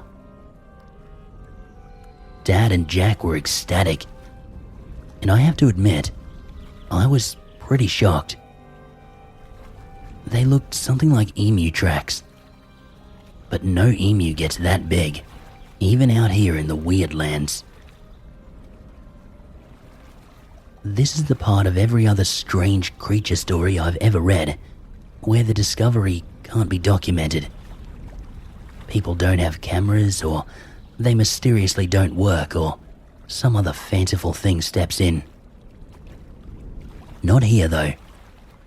Jack was meticulous, photographing and measuring every single track dozens of times from all angles and perspectives, and casting those that he could in the soft sand with plaster. The man was obsessive in documenting the find. I have no idea where all that data went, but I presume it must be out there somewhere, for anyone who knows where to look. With that done, we decided to stay out and explore the area more. We were all well used to roughing it, and from the enthusiasm the other two were exhibiting, I gathered that we probably wouldn't be getting a lot of rest anyway. A thermal and starlight camera were broken out of our heavy packs, and we ate a hasty meal before sloshing through the shallow river in the direction the tracks were headed. Unfortunately, the shore on that side was rock rather than sand, and there was no sign of any tracks anywhere on the other side. We guessed that the animal would probably continue heading in the same direction it had been on the other side of the water and set off as the sun began to sink, walking along a rock shelf that protruded out into the river. Look, I have to admit, it was a bit surreal and ridiculous. We were, as far as I could tell, tracking a damn dinosaur. We were tracking something anyway, and it was big, judging by the damage it did to the shrubs as the walls of the gorge dropped away and it pulled itself up the riverbank. Jack reckoned that an animal that left prints that size would have to have been just under 2 meters tall at the hip, and I still couldn't believe that such an animal existed out here. The path we were following made me uneasy though. Whatever made it was chugging through the thick brush like it was nothing. The first brief encounter we had was just after midnight. By this stage, we must have walked 5 or 6 k's through the rugged hills. We were on top of a bald hill, checking the hard-packed dirt for any sign of the direction the creature had taken, when a flock of birds burst out of the pocket of bush below us in a flurry. The trees themselves were shaking, as though something massive was moving through with no regard for the thick forest. From somewhere down in that shaking mass came an unearthly cry. A weird kind of keening squawk that sounded off 5 times before the trees settled as silence fell again. It reminded me of a bird, but the loudest bird you've ever heard, and it threw me off because I kind of expected Burrenjaw, if it was real, to roar. Maybe I just got that idea from Jurassic Park. I don't know. Along with the calls, which Jack no doubt recorded, so thorough was the man, we got the barest flash of something hot on the thermal imager, the outlines scattered by the foliage. I can't say I really wanted to dive down into the bush after it, but I didn't really have a choice, because that's exactly what Dad and Jack did, and I was not going to be hanging around on the hill all by myself either. This thing was fast. We were moving at a good clip, but by the time we got down in the thicket, it was well and truly gone. The ground was all torn up, but Jack wanted to push on, try to get shots of the animal itself, rather than the damage it had done to the scenery. We tracked it for a couple of hours, despite having been only a few 100 meters behind it at the first thicket. Every so often, we heard it calling, somewhere up ahead of us. That same bird-like cry as before. Once, we even heard a response, much more distant, somewhere off to our right. Jack absolutely lit up at the idea that there might be a population of these things out there. It must have been near on 5 a.m. when it all happened.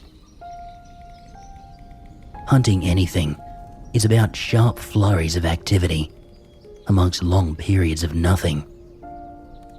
And as it turns out, Burrinjaw is no different. The sky was just starting to brighten again. Not dawn, just the first hint of light. We had been chasing this thing for hours, and we were tired and sore.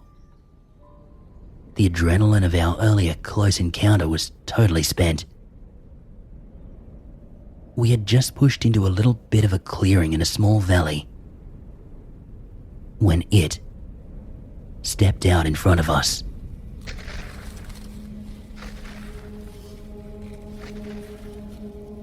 Even in the shadows under the trees, it was clearly bigger than I thought it could be, and still go unfound for so long.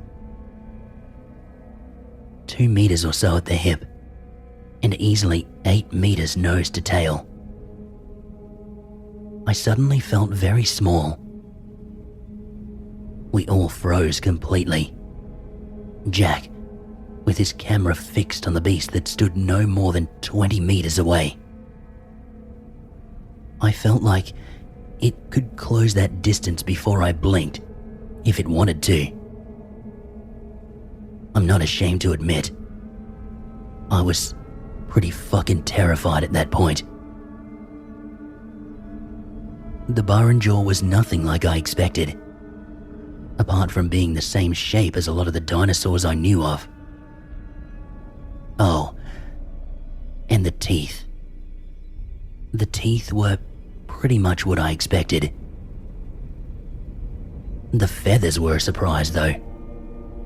Rust-colored and sprouting from the clawed arms, as well as running all the way down the ridge of the spine, from the crown of the head. An arrow-straight tail balanced this thing in a surprisingly low posture. It was lithe and agile, holding itself with all the grace of a coiled spring. Large eyes glinted with a certain intelligence as it studied us, and I was somehow aware that it knew what we were. It lowered its head, and it hissed. A little like a cat, but scaled up hundreds of times. It opened that savage mouth to show off every single one of its thumb-sized teeth. And then it simply turned and walked away, completely unfazed by the act of turning its back on us. I know that's probably anticlimactic after the Bunyip deaths and the Mokoi, but to me, that is one of the most disconcerting things I've ever experienced. The Bunyip is a territorial predator, and it was just doing what territorial predators do. The Mokoi are terrifying, but they need us to have any effect or influence in our world. That Burrinjaw, though, I guess it reminds me just how insignificant we are out here. It sized us up and found us to be completely worthless. The land doesn't care about our existence at all, much like the Burrinjaw didn't even give us a second thought. It's not our world. We have no power out here, no real control. I think it's so much scarier knowing that in the grand scheme of things, you're nothing. And that's what we are all the way out here. We're just another weird animal, competing with all the others for survival. And the land doesn't give a shit what happens to us either way. That's a harsh reality for those of us who depend on it for a living.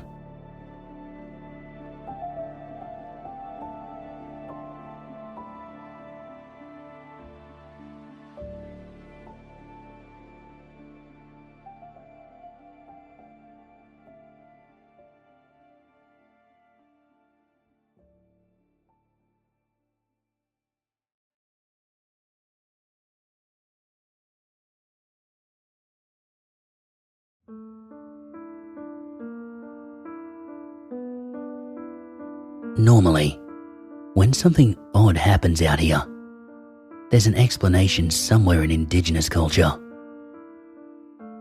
These guys are the masters of this land. There is evidence that they've been here hundreds of thousands of years, and they know everything that goes on in this ancient country. So when something happens that even they can't explain, that's worth talking about. We get a whole lot of big storms out here at certain times of the year. Early and mid-summer is great for storms, as is the start of autumn. A few years ago now, in March, we had a warning from the Bureau of Meteorology about a series of severe thunderstorms that were sweeping in from the east. They looked really nasty on the radar. Tight black masses of torrential rain and high wind lined up one behind the other, like relay runners, and headed straight for our farmhouse. We were definitely going to have to batten down the hatches, lock shed doors, tie anything down that the wind might get to, shutter the windows, all that sort of stuff. The first storm sat ugly on the horizon, clouds so dark that they were nearly black by the time we wrapped it all up. The rumble of thunder and the smell of rain chased us indoors, and I grabbed myself a 6-pack of beers and headed up to my room to relax for a bit. It had been a hard few weeks, and the storms would give me a small window to chill out and recharge. My partner was away, which was a bit sad. I missed her, and there's nothing better than spending quality time with someone you love while a big storm rages around you. Still, I love storms in general, so I was going to take my chance to enjoy a few hours downtime, sipping back some beers and watching the wild weather. I don't think I've ever really described the farmhouse, have I? It's a gorgeous old thing. An old 2-and-a-bit-story sandstone manor house that was built in the 1800s. I say 2-and-a-bit because it has 3 staggered levels to allow for quite a grand and airy entertainment area at the front. On the second level are the old servants' quarters, now offices and storage for all our records. And the third level is the bedrooms and whatnot. The ground floor has a wraparound veranda, and the third floor has a veranda all along the front where the rooms are. Being an old manor house, the rooms all have their own little ensuite and fireplace. My room is in the far corner, and I've got a glass sliding door out to the veranda, and a huge window on the side wall looking out over the range. When I was younger, I covered that window with Super Jesus and Killing Heidi posters, but now I've grown to really appreciate the view. I was soaking in the bath when the first storm hit.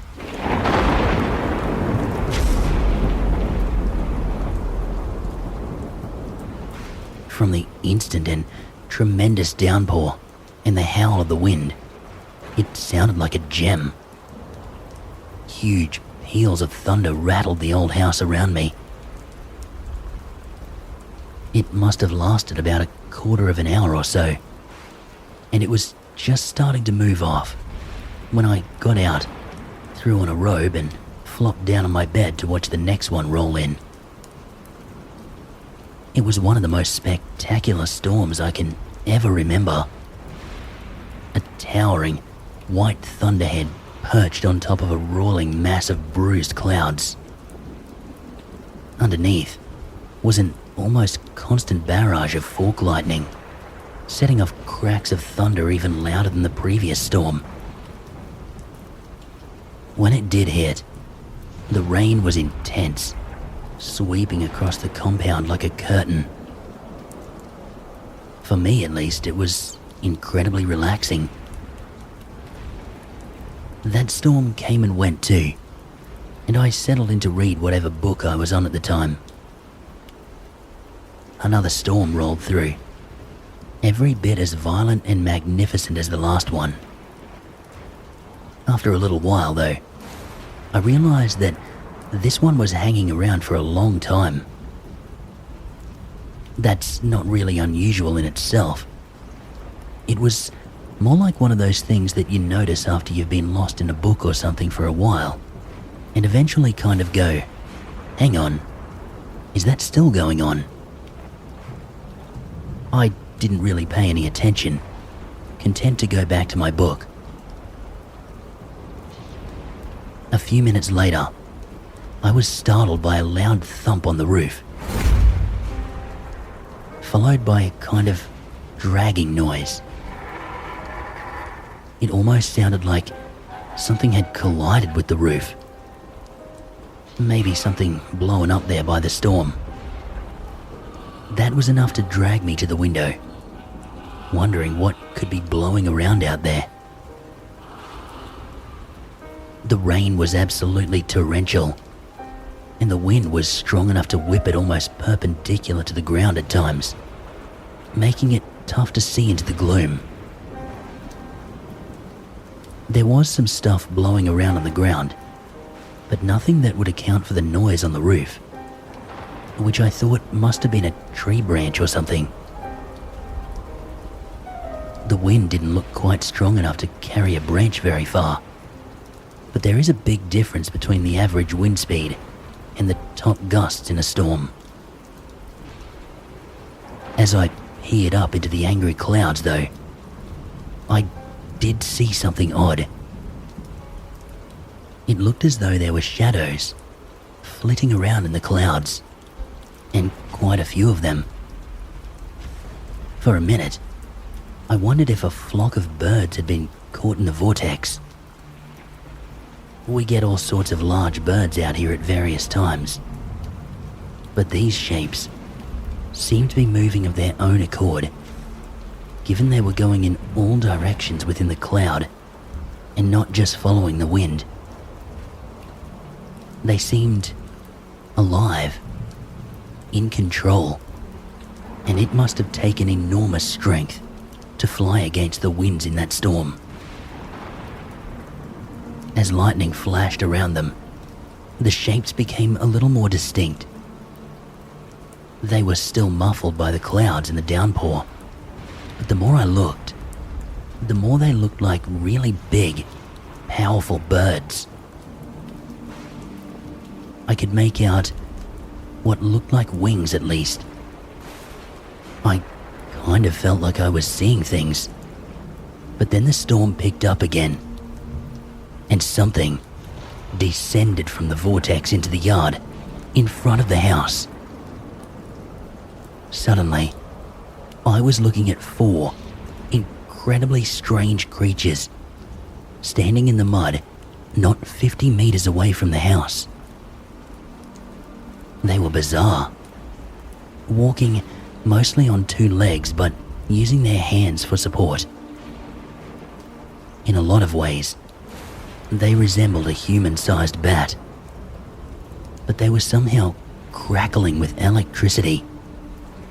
It was as though these animals themselves were electrified, with bolts of lightning rippling over their skin and eyes that looked like balls of electric fire. Adding to the bat-like image were the wings.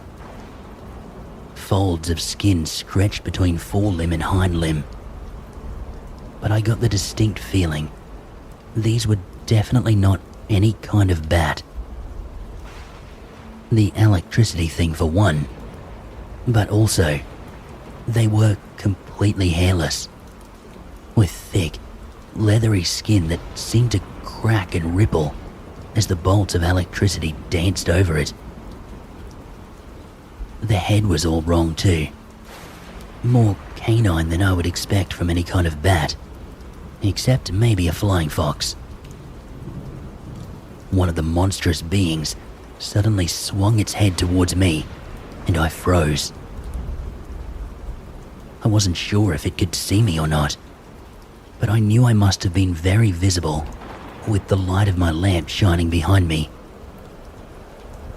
We stared each other down for a few seconds before, as one, the other creatures all swung their heads towards the house in an identical motion. Suddenly, they sprang, twisting in the air as they covered the 50 meters up onto the outside of the veranda in one smooth leap. Look, I'm not the kind of guy who startles easily, but having 4 man-sized monsters leap 50 meters in the blink of an eye and slam into the veranda railing, yeah, that made me fucking scream. My cousin's husband, Andrew, came crashing into the room maybe 30 seconds later. Are you okay? What the fuck is that? 2 of the things had fallen heavily to the ground, but 2 were clinging to the railing. Eyes like balls of lightning fixed into my room, jaws snapping silently. Andrew backed up as a third jumped back up off the ground, adding to the rapid gnashing of teeth. Up close, they were larger than a man, which was working in our favor at that stage, because they were too bulky to fit between the top of the railing and the wrought ironwork below the edge of the roof. Andrew and I stumbled back out into the hall and slammed the door, almost mowing down 2 of the hands who had come running up the stairs at my outburst. "There's something outside. Get everyone away from the windows." Shouts echoed throughout the house, along with another scream or 2, as people no doubt saw what was outside. Doors slammed, and people ran for the second floor, where the windows were all small and shuttered. It was chaos, and amongst it all, I heard the glass in my room shatter. Instantly, something heavy crashed into the door. Andrew and I bolted downstairs, going right down to the kitchen, where we had a shotgun easily accessible. If these things were in the house, we needed to get them out quickly. Those teeth didn't look like they were for show. I grabbed the shotgun, and Andrew tossed me a box of shells. We crept back up the stairs, feeling the wide eyes of the others peering out at us from the rooms on the second floor. The top floor was oddly quiet, but I could hear the floor creaking under the weight of something walking on it. At least one of them was still inside. I nearly wet myself when it slammed against my door again. They were so silent. The only sound they made were the actual sounds of the house itself as they moved around. Thank God for proper old construction. The animal slammed into the door again and again, but the sandstone walls never budged, and the heavy hard wood of the door stood firm. The rumbling thunder, loud enough to set the old house rattling, made the whole situation that much more terrifying. I had no idea if these things were tied to the storm, or just traveled with it. I knew if I wanted to be sure, and get those things back out in the storm where they belonged, I had to do something crazy. I had to open the door. Andrew didn't like that idea. Andrew didn't like that idea at all. But from my point of view, I had the creature or creatures corralled in a room where the best and easiest path for them to take if threatened was back out the shattered sliding door. If they got through the door and into the house, we'd have a much tougher time dealing with them in a hallway where it was just as easy for them to go through us as it was to go back out the way they came. Hell, I wasn't exactly thrilled with the idea myself, but logically, it seemed like the best way. Andrew, bless his little cotton socks, volunteered to turn the handle while I stood there ready to unload the shotty into anything behind it. I took a deep breath and braced myself in the hall, not far from the door, shotgun held in a strong firing position in case the thing inside charged. Andrew stood against the wall, hand on the knob, and when I was as close to ready as I was gonna get, I gave him a nod. He turned the handle and threw the door open, dropping to the floor to avoid any wayward shots. There was only one creature left in the room, which was surprisingly undamaged. The door was shattered and the bed was flipped over, but I expected to walk into a war zone. It had its back to the door, but it snapped around to face me the second the door swung open and fixed me with a feral gaze. Up close and personal, the head reminded me of a hyena. Those electric eyes bored into mine, and sparks began to jump from them as it turned on me. I swear, for a second, it gave me a voracious grin before setting in for a charge. Well, shit. I actually took a step forward, which I assure you was not any kind of conscious bravery, and I still have no idea why I did it. The bat hyena thing set for another leap, but I pulled the trigger before it could get that far, blasting a shot right across its face and shoulders. The goddamn thing still didn't make a single sound, but it did recoil in obvious pain. Another shot, and it fell back against the shattered glass door, scrabbling desperately to get away. As I'd hoped, it wanted nothing to do with the person shooting it in the face, and quickly retreated outside. It opened huge, leathery wings, and it soared off into the storm, clearly nursing its injuries, but far from seriously hurt. I reached in, slammed the door shut, and sank to the floor in a heap as the adrenaline left my body. The storms rolled through for a few hours after that, but we all sat in the main rooms downstairs, with the curtains drawn.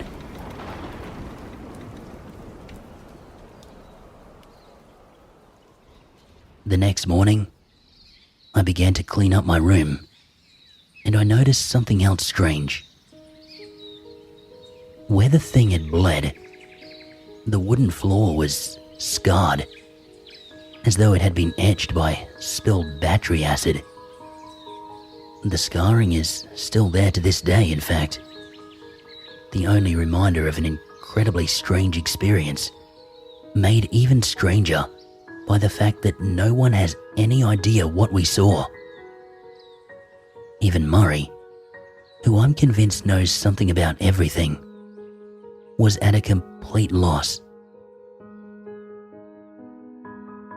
I still love storms, but I have to admit, since that night, I much prefer enjoying them under the covers, with the curtains drawn.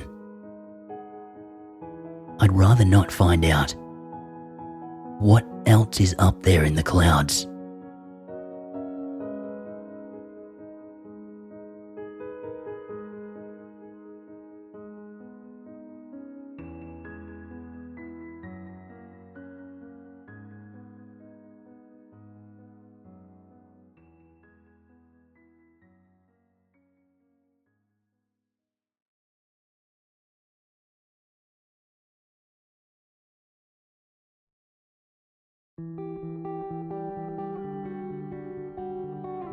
Fire is a fact of life in Australia. No matter where you live, it's a landscape that has evolved, in many cases, to rely on the flames for survival. Plenty of tree species only seed after a burn, for example. Even in the cities, there is no escaping the reality that is summer bushfires. Canberra, our capital city, came within hours of burning to the ground in 2003, and homes on the outskirts of Sydney have been lost to fires regularly. I can't think of a country on earth that burns as often or as fiercely as Australia does. All over the country, the local indigenous tribes use this tendency to their advantage. Fire stick farming is an ingenious method of burning and renewing the land on your own timetable, rather than the erratic natural cycle. It was crucial to human survival in areas of the Outback, and there's no way Australia would be the land it is today without it. Of course, plants aren't the only things that rely on fire, as we found out several years ago. I was in the final stages of recovering from a bad injury, and you'll hear that story in my final installment, I promise. And for the better part of a year, I'd been mostly doing work from my office and around the yards, which was a bit of a drag for a bloke who loves being in the great outdoors. Especially as summer heated up and the long drives began. I missed it, but I was in no state to help out. We needed all hands though, when a dry lightning strike turned half the property into an inferno.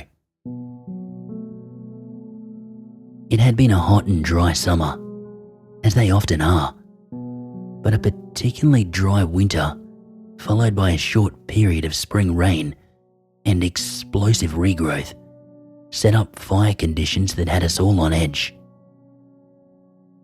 There's not much of a firefighting service all the way out here, and entire farms have been annihilated by bushfires in the past. Anxiety was running high, and there was a huge collective "oh shit" when we spotted the smoke that Sunday afternoon. We snapped into action pretty much the moment we saw the smoke, but we knew we were fighting an uphill battle from the beginning. Dad had enough experience to have the old tanker and all the pumps ready to go, but it was still a decent trek out to the fire itself, and with the conditions the way they were, it had quite the jump on us. Normally, I would have put myself right in the face of the fire, but for safety's sake I was relegated to driving crews back and forth. By the time we got out there that first time, the fire was already crowning in the tall eucalypts. The dry forest had gone up like so much kindling, a horrifying wall of towering flame that was being blown towards us at startling speed. The tanker was already set up and doing what it could, but I could already see that containing this one was going to take more than what we had. Thankfully for us, one of the things we can access with no notice out here is a water bombing chopper that roosts about half an hour's flight away. Even with the help of the chopper though, this fire was just too fierce, and it was pretty clear we were fighting a losing battle for the first 6 or 8 hours. Well before that time elapsed, I took matters into my own hands a little on one of my trips back to town. I got one of the guys who had come from town to help to take my spot, and I grabbed a few others to help me get the bulldozer ready. It was already loaded on the back of a truck, but I needed to be able to get it off, so I took a big risk and unstrapped everything but the main cable. With my injury not fully healed, wrestling the big old semi over the dirt roads was a rough experience, but I eventually got to where I wanted to be. An area square in the path of the fire, with a bit of a natural break. My plan was to widen that break and hoped that we could maybe hold the fire off long enough for it to either burn itself out or turn back on itself. It was hard, jarring work, basically by myself. A couple of the guys heading back to the farmhouse after their shift kindly stopped and relieved me for a while, but I did a lot of it alone, ploughing trees down and pushing them back from the open ground through the night and into the next day. By sunrise, I had created a nice little break, widening the gap to a good 500 meters or so. As the day went on, I kept at it, and eventually, the firefighting crews started to assemble in the break, having been beaten back by the flames. The chopper was preemptively bombing the bush in front of the fire, hoping to take some of the sting out of the inferno when it did arrive. We slogged it out for almost another full day before the fire was turned back and we could finally contain it. It was another 6 days of flare-ups and fire management before it was safe, and nearly 10 days before we were satisfied that it was out. This story isn't about the fire itself, so I feel like I've kind of undersold it somewhat. All told, almost a quarter of the property burned, which is a massive amount of land. But no one was seriously hurt, and we didn't lose any major assets or animals, so it was a win on balance. The lull after the fire was almost as deep as the fire was intense. Everyone was absolutely wrecked. I think, in a way, that was a big contributor to how badly we missed what came out of the fire. It started, as best as I can tell, when one of the hands reported strange, monkey-like sounds coming from some of the burned-out areas. On its own, this was hardly weird.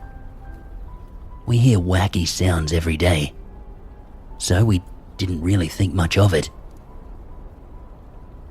A few days later, though, I heard it for myself. We were out checking a few paddocks and fixing fences and so on that had been damaged by the fire. It was coming out of a thick area of torched trees behind one of the paddocks near the fire break.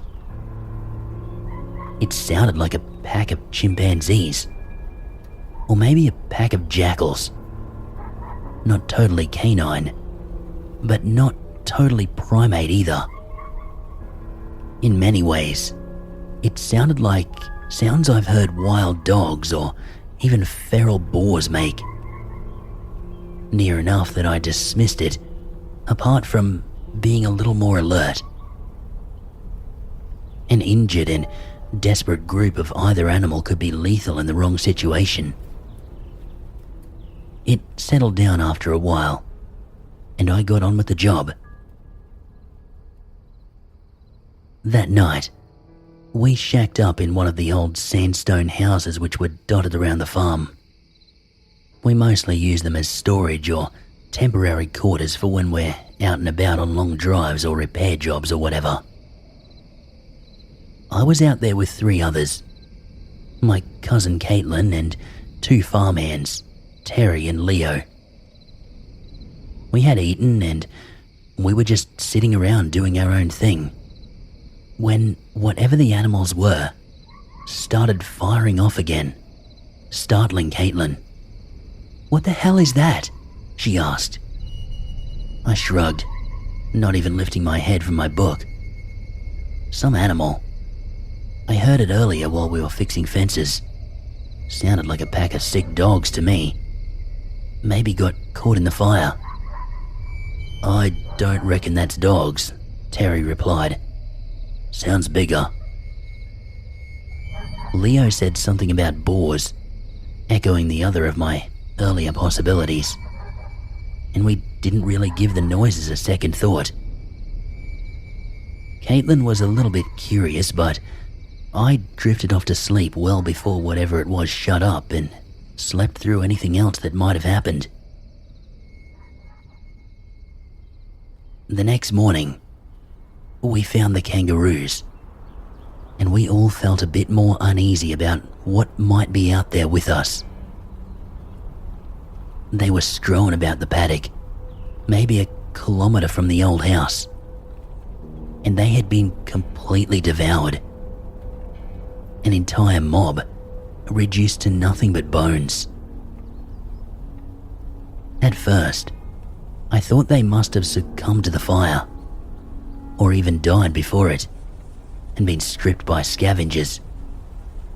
But the sheer number of flies swarming the fresh blood and gore, staining the grass, put paid to that idea. These roos had been killed that night. Not only had they been killed, they had been neatly stripped of all their flesh, as though set upon by thousands of piranhas. None of the known predators out here could do that to a kill, let alone 24 adult kangaroos. We all exchanged leery looks, but we got on with the job for the rest of the morning, before heading back to the house for a lunch break, and to avoid the hottest part of the day, which was a proper scorcher.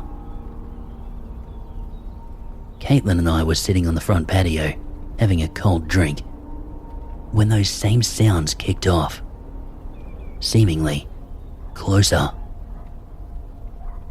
I scanned the land in front of the house, but I couldn't see anything that might give me a clue as to what these critters were. Still, what happened to the roos gnawed at the back of my mind and filled me with an off kind of feeling. Maybe we should get inside. Caitlin didn't take much convincing.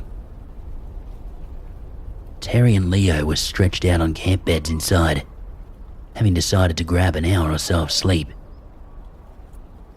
The look of irritation on their faces told me that the yelping creatures had awoken them.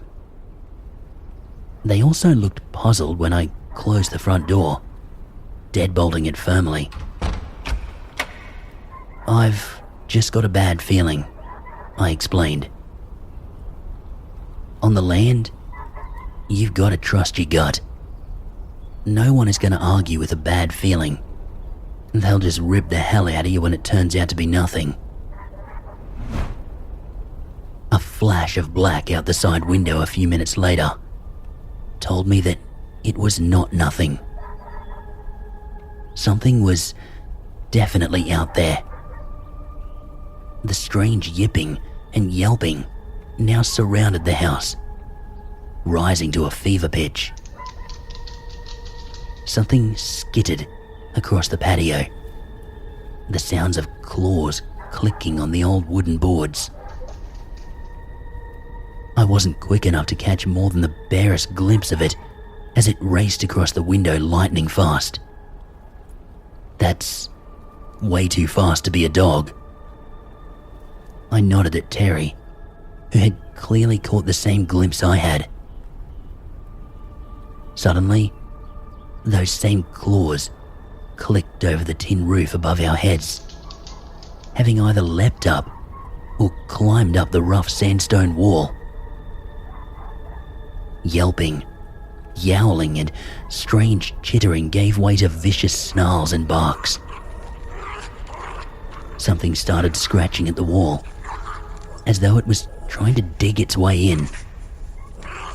Then, Caitlin screamed.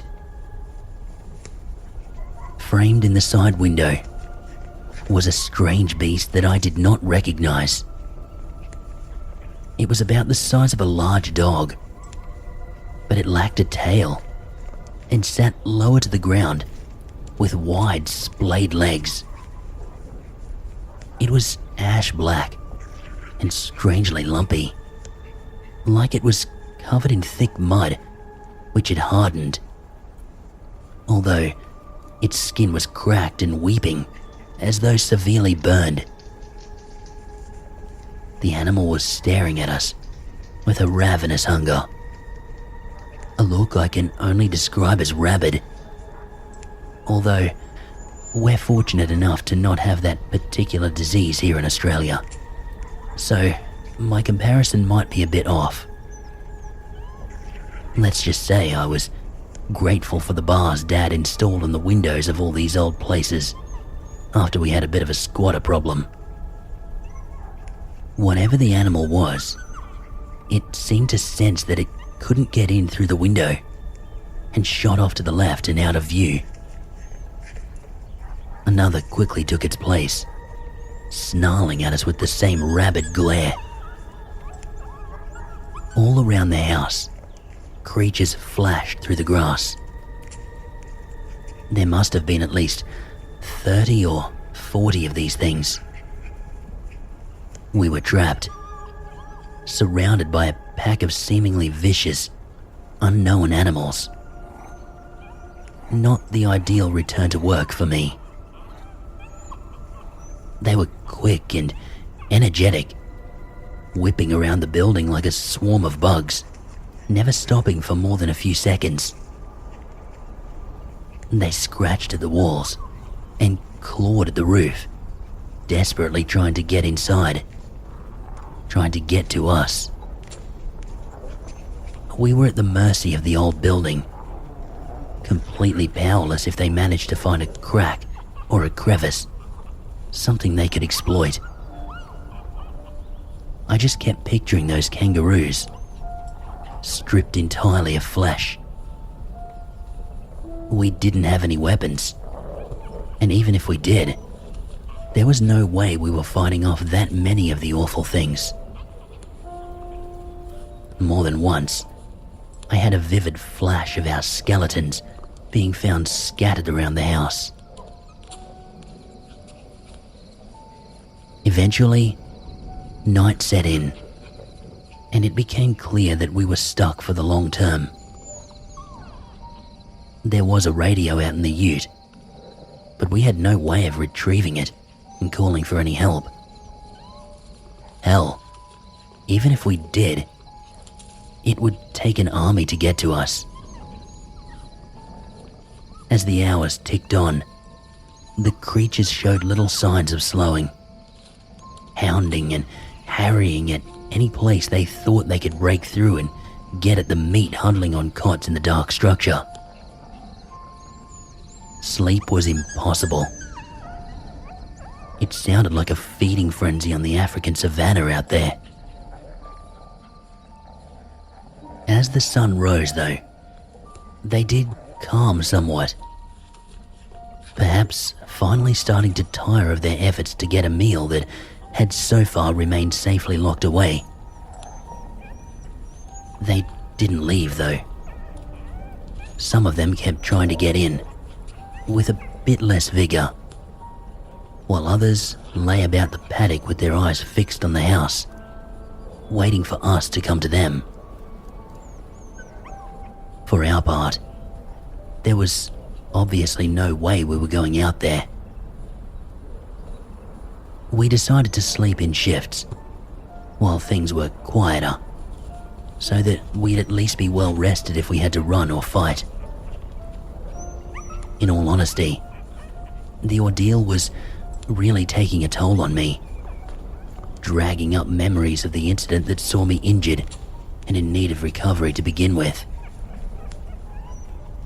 I was glad when the other three, clearly aware of this despite my best efforts, insisted that I be the one to get some sleep first. This went on, honestly, for about another 2 full days and 1 night. No help was coming, because it was the kind of job you're out on until it's done, and we weren't expected back for probably 5 or 6 days anyway. So we sat there, tortured by the almost constant noises from the pack of predators hanging around outside. I'll spare you the minute by minute of being trapped in a small stone cottage for that long, because what's really peculiar is how it all ended. That next evening, as the sun started to set on what would be our third night as meat in a puzzle trap, a storm blew in. We were all pretty worried about what that might mean for our chances. On the one hand, many animals will hide out in a storm. But on the other hand, it can whip some predators into a frenzy. Dingoes, for example, will wait out injured prey for days. Unless a storm intervenes, then they'll start to panic that they might lose their meal and throw caution to the wind. For that reason, we were all glued to the windows as the rain started to fall. And we all saw the most bizarre end to our ordeal. The moment the rain started, the animals all stopped, transfixed in the eerie light of the storm. They were literally frozen on the spot, and I briefly wondered if maybe we'd be able to make a dash for the ute. Then, as the rain got heavier, they all started to writhe around, like they were in real pain. One even dropped off the roof with a heavy thud, twisting and contorting as it did. Their strange dance went on for several minutes before the first of them began to split, bringing an audible gasp from the 4 random humans watching the whole thing. Their black, lumpy skin split down the back while the rain pelted down on them, revealing what looked like a thick layer of ugly pink and yellow fat. As they writhed around, the split in their skin widened until big pieces began to slide off their bodies. It looked like the rain was dissolving them, honestly. But the truth of it was just as strange. They were shedding. All around the house, the creatures were shedding big chunks of skin and fat, exposing another layer underneath. Cracked, dry and oozing black skin was replaced by slick, pale brown, shining and moist in the storm. It was morbidly mesmerizing. As the outer layer of flesh dropped off, almost entirely different animals took their place. The body shape was similar, low to the ground and 4-legged, but they now looked much smaller and much stronger, with huge eyes and a vicious air about them. If anything, the new version looked more dangerous than the old. When they had fully emerged, though, they simply sprinted off into the burned bush without so much as a glance at the house, leaving behind a rapidly disintegrating outer layer of skin. One by one, they vanished like a shot, until we were finally alone, wondering exactly what the hell just happened.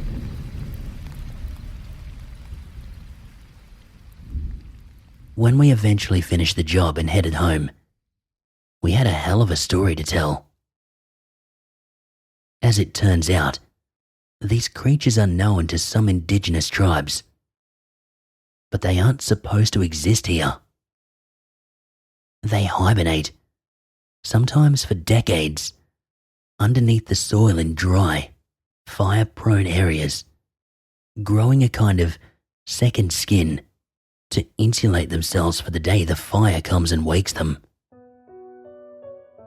They're actually said to be the original Yowies, the word that we now use to describe a Bigfoot-like animal, having been co-opted by white settlers some time ago. I can't say I'm all that glad to know that they're living out here. It's not like we don't have enough to worry about when bushfires hit. Now, we have to keep an eye out for vicious, reptilian land piranhas.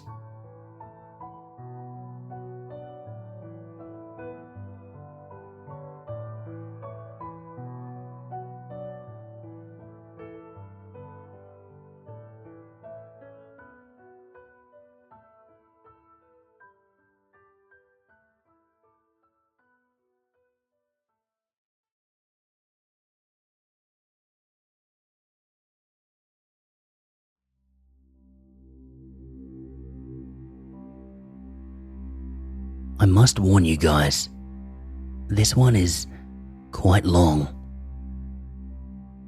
I considered splitting it in two, but it's such an important and defining experience for me that I'd rather keep it all together. This is also going to be the last story in this series, because I don't really have anything that tops it, and I hope I never do. One of the most intriguing aspects of Aboriginal lore when I was a kid were the giants. Lots and lots of different tribes told stories of cannibal giants roaming the outback. In some places, the giants were reasonably solitary, wandering the land and causing trouble. Other tribes told tales of entire tribes of giants living deep in forbidden country, who would kill and eat anyone unfortunate enough to cross their path. I always wondered, when I was little, where the giants might have lived and what happened to them, because there were clearly none around anymore. I suppose they fascinated me because I equated them to the giants from Western fairy tales, beings from a more magical place, kind of like the Pixie Circles, I guess. As I grew up, though, I moved on quite a bit from all that, helped by the shape-shifting monsters that popped up out of the Pixie Circles I'd once loved so much.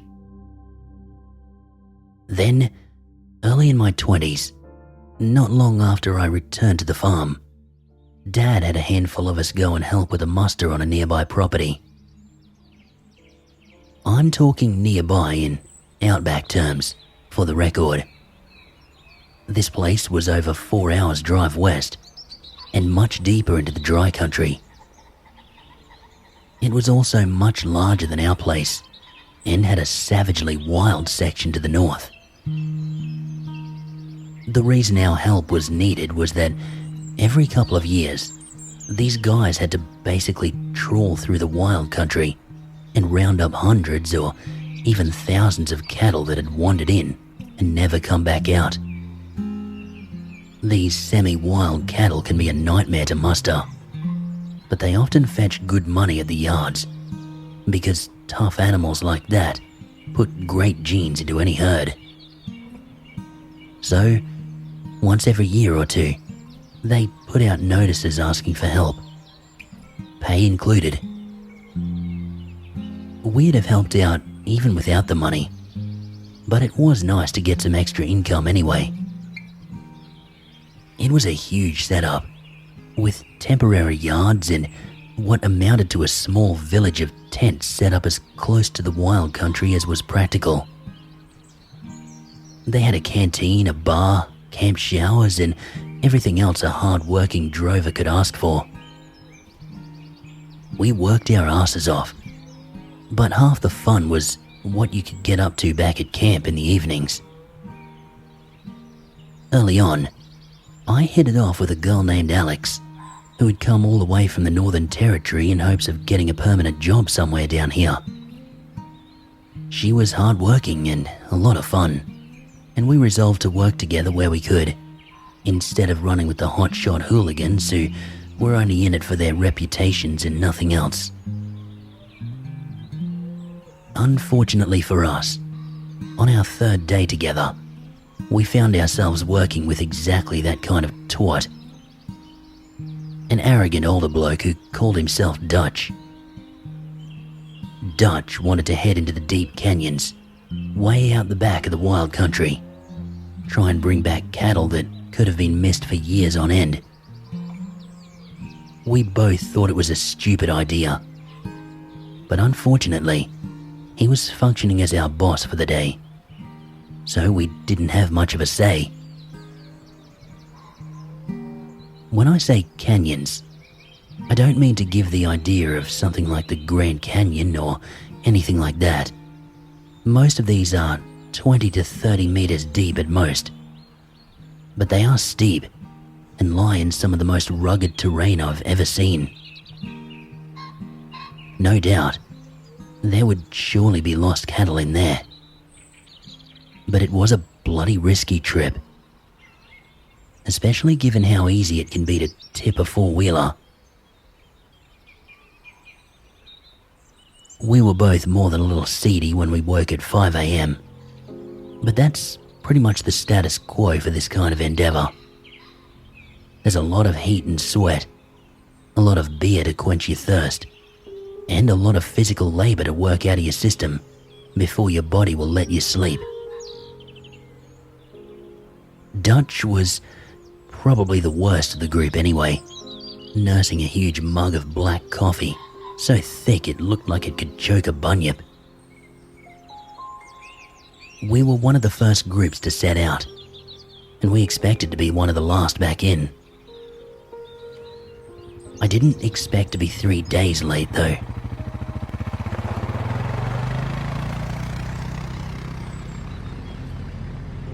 The idea of a drive like this is to corral the cattle, rope them, and slowly build up a chain of animals ready to herd back to the main site. It's an absolute nightmare in rough country, and I wasn't looking forward to the canyons by any means. Within half an hour, my ass was already numb from the endless jarring jolt of the four-wheeler, and we still had a good hour or more to travel. By the time we did get over the last ridge and saw the canyons crawling over the landscape below us, I was sure I was going to need a new spine. Dutch split us into pairs, and we were each tasked with searching through an area of rugged bush. Alex and I were given an area to the southwest of that first ridge, which I thought was easily the toughest country. I was pissed off because Dutch gave himself and his mate the easiest spot and let us two young'uns go out in the hardest. But I'm so stubborn I just set myself a goal of finding every damned steer in that shithole. We spent a bit of time slogging over the next ridge, not seeing any signs of cattle, before Alex spotted a ragged-looking steer down in the bottom of the canyon. We decided to leave one four-wheeler at the top, in case we damaged the other, and head down into the canyon together. These are quite ancient places, and there are plenty of collapsed walls and eroded ridges you can get down, although they're admittedly pretty white-knuckle at times. Alex took the controls, and we found a way down, eager to grab what we could and get that day over with. It was actually pretty easy roping cattle in the canyon, because they didn't have a lot of places they could go. We got 4 or 5 tough bastards in about 2 or 3 hours, tying them together to a thick tree near the route out. The next one though, he was the troublemaker. We spotted him drinking from a small pool hard up against the canyon wall, but instead of running away as we approached, this one decided to have a go at us. Alex half swerved, half stopped to avoid it, and the steer whistled past and up a small ravine to our right. God damn it. I didn't even know if we'd get the four-wheeler in there. But I told you how stubborn I am, so we were gonna give it a go. Thankfully, we squeezed through the narrow entrance and into a slightly wider ravine. At least the steer would have nowhere to run. In hindsight, we should have just let him go. About 500 meters up the ravine, something changed. A skitter of rocks fell 100 meters or so in front of us, and Alex slowed the four-wheeler, scanning for any signs of a rock fall. What we actually saw was much, much worse. A huge shape was crawling out of a cave set maybe 10 meters up the wall of the ravine. It looked vaguely human, but it must have been 15 feet tall and near on the same color as the rock walls around it. Its face reminded me of a Neanderthal, quite flat and broad, and thickly matted black hair hung well past its shoulders. I vaguely remember Alex screaming, but before we could do anything more than register its presence, the massive thing smacked us with a club. The four-wheeler took the brunt of the blow, but Alex and I were far from unscathed. She took a dive into the hard canyon floor, and I found myself clinging to a rolling four-wheeler as it crunched into the rock wall. I couldn't really see or hear anything, so loud was the noise in my head from the impact. Alex fared a little better, rolling for a bit before coming to a gentler stop. She acted fast too, jumping almost straight up and racing back to where I lay, crumpled behind the vehicle. Fortunately, I hadn't been pinned, but I knew I'd done something nasty. The giant, because that is what it had to be, let loose a horrible shout and jumped fully onto the floor of the ravine, setting more stones loose. Alex screamed something at me that I couldn't understand as she skidded to the four-wheeler and ripped off the packs and the gun, more quick thinking that might well have saved our lives. She whirled to face me as the giant shouted again and took a huge stride towards us. I noticed then she was pointing somewhere to my right. A crack. There was a crack in the rock, easily wide enough for us, but not wide enough for the giant. Maybe 5 meters away from where I lay. My heart sank as quickly as I saw it though, because there was no way I was getting to it. Nope, I was dead. Alex fired off a shot, having freed the rifle, and the giant faltered. Was it enough? I tried to push myself towards the gap and had to bite back a scream as fire shot through my leg. Alex saw this though, and with a huge leap, she was there at my side, hands under my arms, dragging me bodily to safety.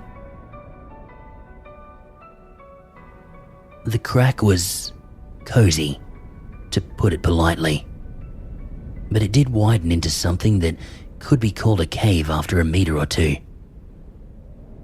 Even so, it felt like hours before we were safely locked inside, especially when the giant started smashing the rock in an effort to get to us. After a while, it seemed to give up, and we could finally take stock. My leg was in agony as the adrenaline slowly started to wear off. My hip and shoulder ached where I hit the wall, and my chest wasn't a whole lot better. Alex was grim as she assessed the damage to the leg. Compound fracture, with a good shard of bone sticking through the skin. Not a great bit of news deep in the Outback with a giant hanging around outside. For her part, it seemed Alex had a broken arm and a dislocated shoulder, and she'd done something to her back. We were in the very deepest of shit. We had food and water, but shock and infection will kill you a hell of a lot faster than starvation. Outside, we could clearly hear the giant walking around. It seemed like it was talking, but the language was muffled and indecipherable. Slowly but surely, darkness began to fall, and proper fear set in. Neither of us wanted to show it, but we were terrified. Despite her own injuries, Alex wrapped her arms around me as best she could in an effort to stave off the chill. But it was set to be a long night. All night, we could hear the giant moving around. In fact, it seemed like there were more than one of them, with at least 3 different voices speaking out as we huddled together in a pitch-black cave. That one night felt like it dragged on for a month. Between fear and the burning pain in my smashed leg, I jumped at every sound, which I actually think might have helped me get through, because I'm not sure I'd have woken up if I went to sleep at that point. Eventually, the sun began to rise, and the pain in my leg dulled from sheer fire to a throbbing ache that was somewhat more manageable. Alex wasn't in much better shape, but we knew we had to move somehow. Because she had working legs, she volunteered to take a quick look outside, and she came back ashen. "There's 4 of the fuckers out there," she said quietly. "They're all sat about 100 meters left of here. They've dragged the 4-wheeler a bit further up the canyon too.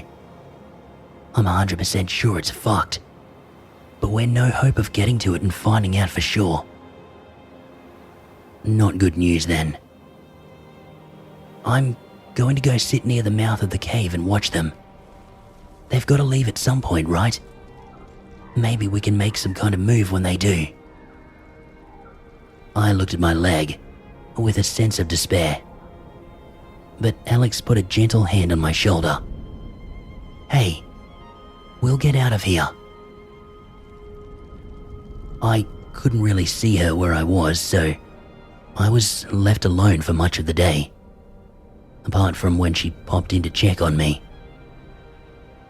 She was clearly struggling herself, so we both tried to give each other the strength to keep going.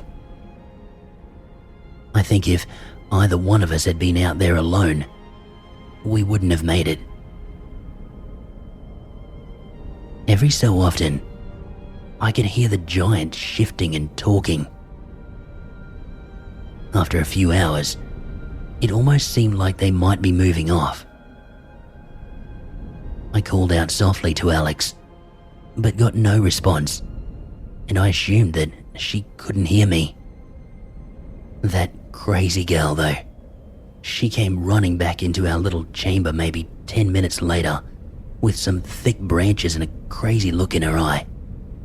"They moved a couple of meters further up the canyon, so I thought I might be able to get you a splint," she said. I had to struggle so hard not to scream, as she splinted my busted leg as best she could in the confined space. She clearly felt awful about it, but at one point, I just gritted my teeth and said, "Look, there's nothing you can do to stop this from hurting. So please, just get it the fuck over with. I'll be fine." Fine was probably an exaggeration, but we did get a splint happening. Unfortunately, the giants had gone pretty much nowhere, and so another night in the cave beckoned. We ate what we could from the packs and drank a little water before it got too dark to see. Then we settled in, trying to keep each other warm enough to make it through the night. I think we both even got a few minutes of sleep here and there, which made the night go a lot faster.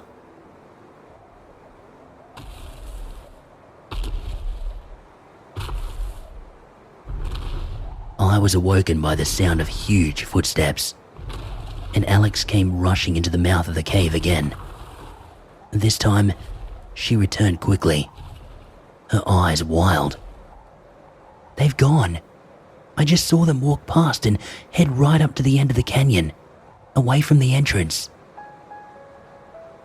I grabbed a pack and the rifle, which I was planning on using as a walking stick as much as anything else, and I tried to struggle to my feet.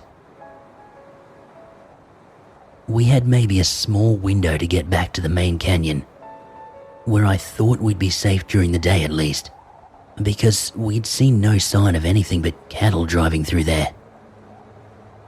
That meant about a 700-meter dash with a broken leg and God knows what else to try and avoid the giants.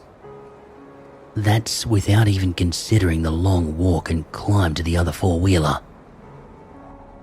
Not good odds, but we might not get another chance. Getting to my feet was incredibly painful, but I managed it in the end.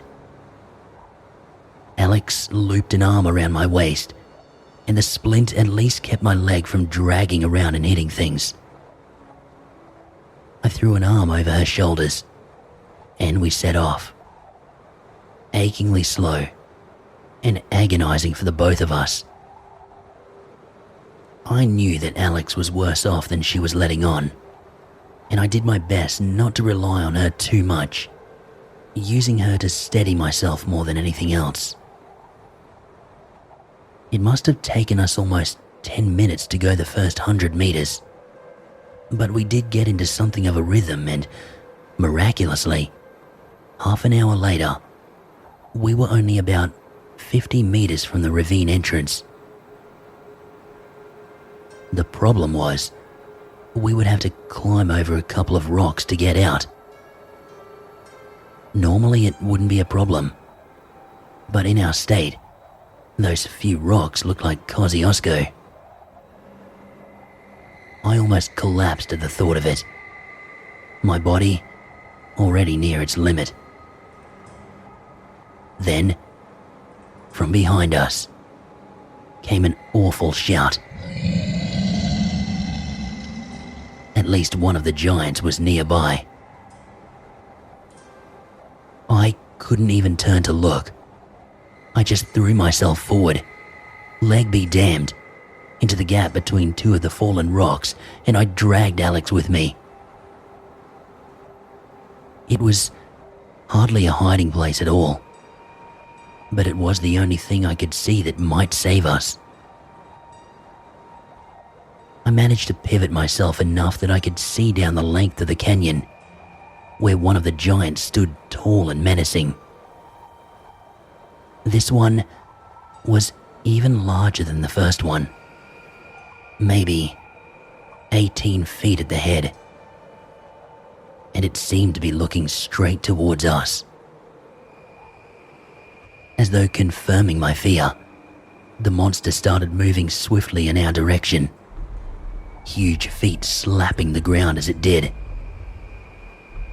I briefly considered having a shot at it to try and startle it into retreat, but I realized that if it didn't push it back, we would be dead before I could take a second shot. At least if we slithered as far as we could into the rocks, we might be able to stay hidden. The giant covered the distance in no time at all, and shortly, it was standing directly above us. I mean that, literally.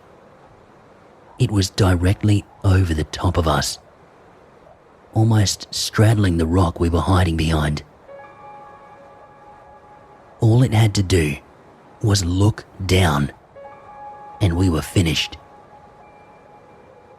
Somehow, by some unbelievable stroke of luck, it never did. It seemed to be surveying the world outside the ravine, and as it stood there and we held our breath, I started to realize why. Somewhere off in the distance, I could hear a chopper. Clearly, they were searching for us out here, and the sound of the chopper was what drew the giant over, rather than our presence. As the sound of the chopper faded, the monster gave a deep huff and whirled about, heading back up the ravine. I watched it until it disappeared around the bend before I allowed myself to breathe again, and we gave it another couple of minutes before we dared to move. I think we were both encouraged by the sound of the chopper, because we managed the small rock pile with much less trouble than I expected, and we were soon out in the canyon proper. Part of me wanted to slog through the rest of the day and night and try to make the ATV by morning. But I knew we wouldn't have the energy, and I wasn't sure if the giants might come out into the main canyon under the cover of darkness. We decided, instead, to struggle on until we found a suitable cave, rest up, and start again in the morning. We probably made it through a full kilometer of agony before we finally found a decent cave, crawled inside, and collapsed. During the night, in between the fits of sleep I managed, I was sure I heard those huge feet walking up and down the canyon. The few hours before sunrise were dead silent though, so I decided that day would be it. All or nothing. I wasn't sure we'd survive a lot longer anyway, so it was a case of make it to the four-wheeler or not make it at all. That became even more true when I couldn't properly wake Alex. I knew her injuries were worse than she let on, and it seemed that she was deteriorating fast. She was semi-responsive in the pre-dawn light of the canyon, but I couldn't wake her enough to get her up and going. I was overcome with despair for a while, wondering what I could do. There was no way I was going to leave her there in that state, when there was no guarantee I'd get help in time. I had to be strong. I rolled her onto her front as gently as I could, strapped the pack to her back, clinched it tightly around her waist, and rolled her back over. Then, I took one of the surviving lengths of rope, looped it through the straps of the pack, and I dragged her out of there. She had got me through the first 2 days, and I was going to get her through the rest of this, or die trying. I did say I was stubborn. With the splint in the rifle, I sort of managed to get a hop going. I would drag Alex close behind me, hop forward on the slack rope, and then drag her a little further. Poor Alex moaned in pain every time I dragged her, but I had to shut that out and focus. Hop, drag, hop, drag, hop, drag. It was agony, but I went into some kind of metronomic mode where I could focus on nothing but the rhythm. Hop, drag, hop, drag. I also noticed that we weren't as far from the rock slide as I thought, which gave me hope. Hop, drag, hop, drag. The sun got higher, and I began to fade dramatically. But I decided I was either going to make it out or die, so I drank what water we had left and pushed on. I almost fell over when I reached the foot of the fall because I was so focused on just moving forward that I nearly hopped straight into the rocks. I honestly don't think I would have been able to get back up if I did fall. And I had another problem anyway. How the hell do you clamber up a rock wall carrying an unconscious person and nursing a broken leg? I could see the ATV 10 meters or so above me, but it might as well have been in New Zealand. I wanted to break down, just from the sheer exertion of it all. I couldn't see a way up, even though the section wasn't horribly steep. If I had 2 legs, I could have dragged Alex up, but on one leg, I just couldn't do it. All of a sudden, though, I noticed an area 50 meters or so further down the canyon that looked manageable.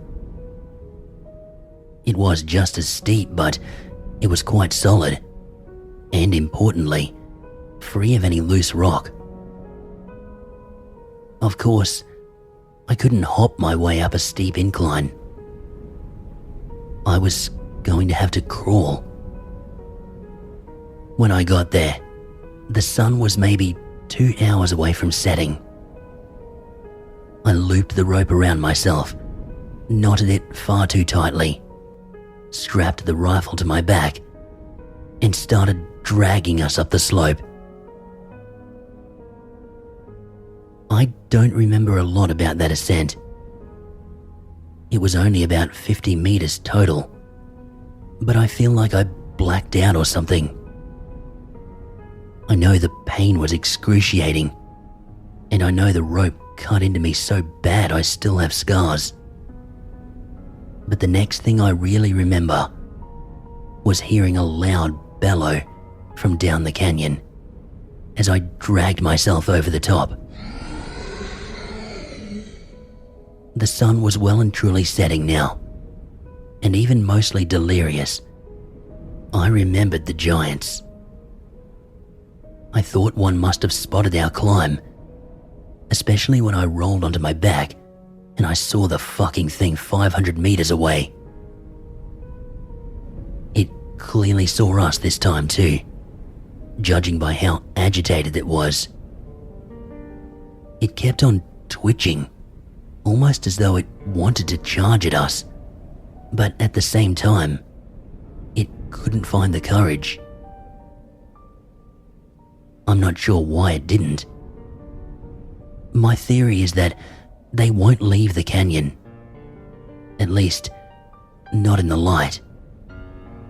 They must be incredibly secretive to be so large, so aggressive, and so well hidden. Whatever the reason, this thing just stood there, snarling at me as I hop-dragged Alex to the ATV. I stripped the pack off her, chucked it on the back, and somehow managed to get her seated in front of me so that I could hold her onto the bike while I was driving. It was pretty awkward with how my leg was, but after the day I just had, I was going to make it work, even if Alex did slump dangerously far forward at times. The sound of that four-wheeler starting was the best thing I've ever heard. I was barely able to keep my own eyes open, so I nursed it along the ridge, tracking back in the direction of camp through the easiest terrain, rather than the fastest route. With every jolt, blackness swam at the edges of my vision. To this day, I have no idea how I stayed conscious long enough to run into the search party. But when I saw the lights of the Land Cruiser come chugging slowly out of the brush, I was delirious with joy. I managed to bring the ATV to a stop before I blacked out entirely. I woke up in a hospital in a major capital city 2 days later. We had both been airlifted there within a few hours of being discovered, thanks to the station's own choppers and the Royal Flying Doctors. I had a broken leg, 2 broken ribs, a busted AC joint and a fracture on the point of my hip. But they managed to save the leg, despite the beating I gave it. Alex was still out when I woke up. To this day, I have no idea how she got through as well as she did for those first 2 days. She wound up with a displaced fracture of the shoulder, a broken forearm, a fractured scapula, 3 fractured vertebrae, 4 broken ribs, and a punctured lung with associated internal bleeding. For her to manage the way she did immediately after the attack is still absolutely mind-blowing to me. I've never been back to that station. The owners are close friends, and we see them fairly often. They feel terrible about what happened, but I don't blame them. I just blame that idiot Dutch for messing with land he shouldn't have messed with. The whole area is totally off limits now, and only the landowner has ever been out there in the intervening years. He confided in me that he saw a giant from the top of the canyon after Dad told him my story, and he's never been back since. Alex and I both healed. My leg is full of titanium, and it still gives me a bit of grief here and there, and her shoulder will never be the same. But we healed. Dad was so grateful to Alex that he gave her a job for life, whether he could afford to or not, and took her under our roof for recovery. The partner I mentioned being away during the storm incident? Meet Alex. Almost 10 years later, and I'm pretty sure we're in it for life, especially after what we went through together. I told you, it was a defining experience.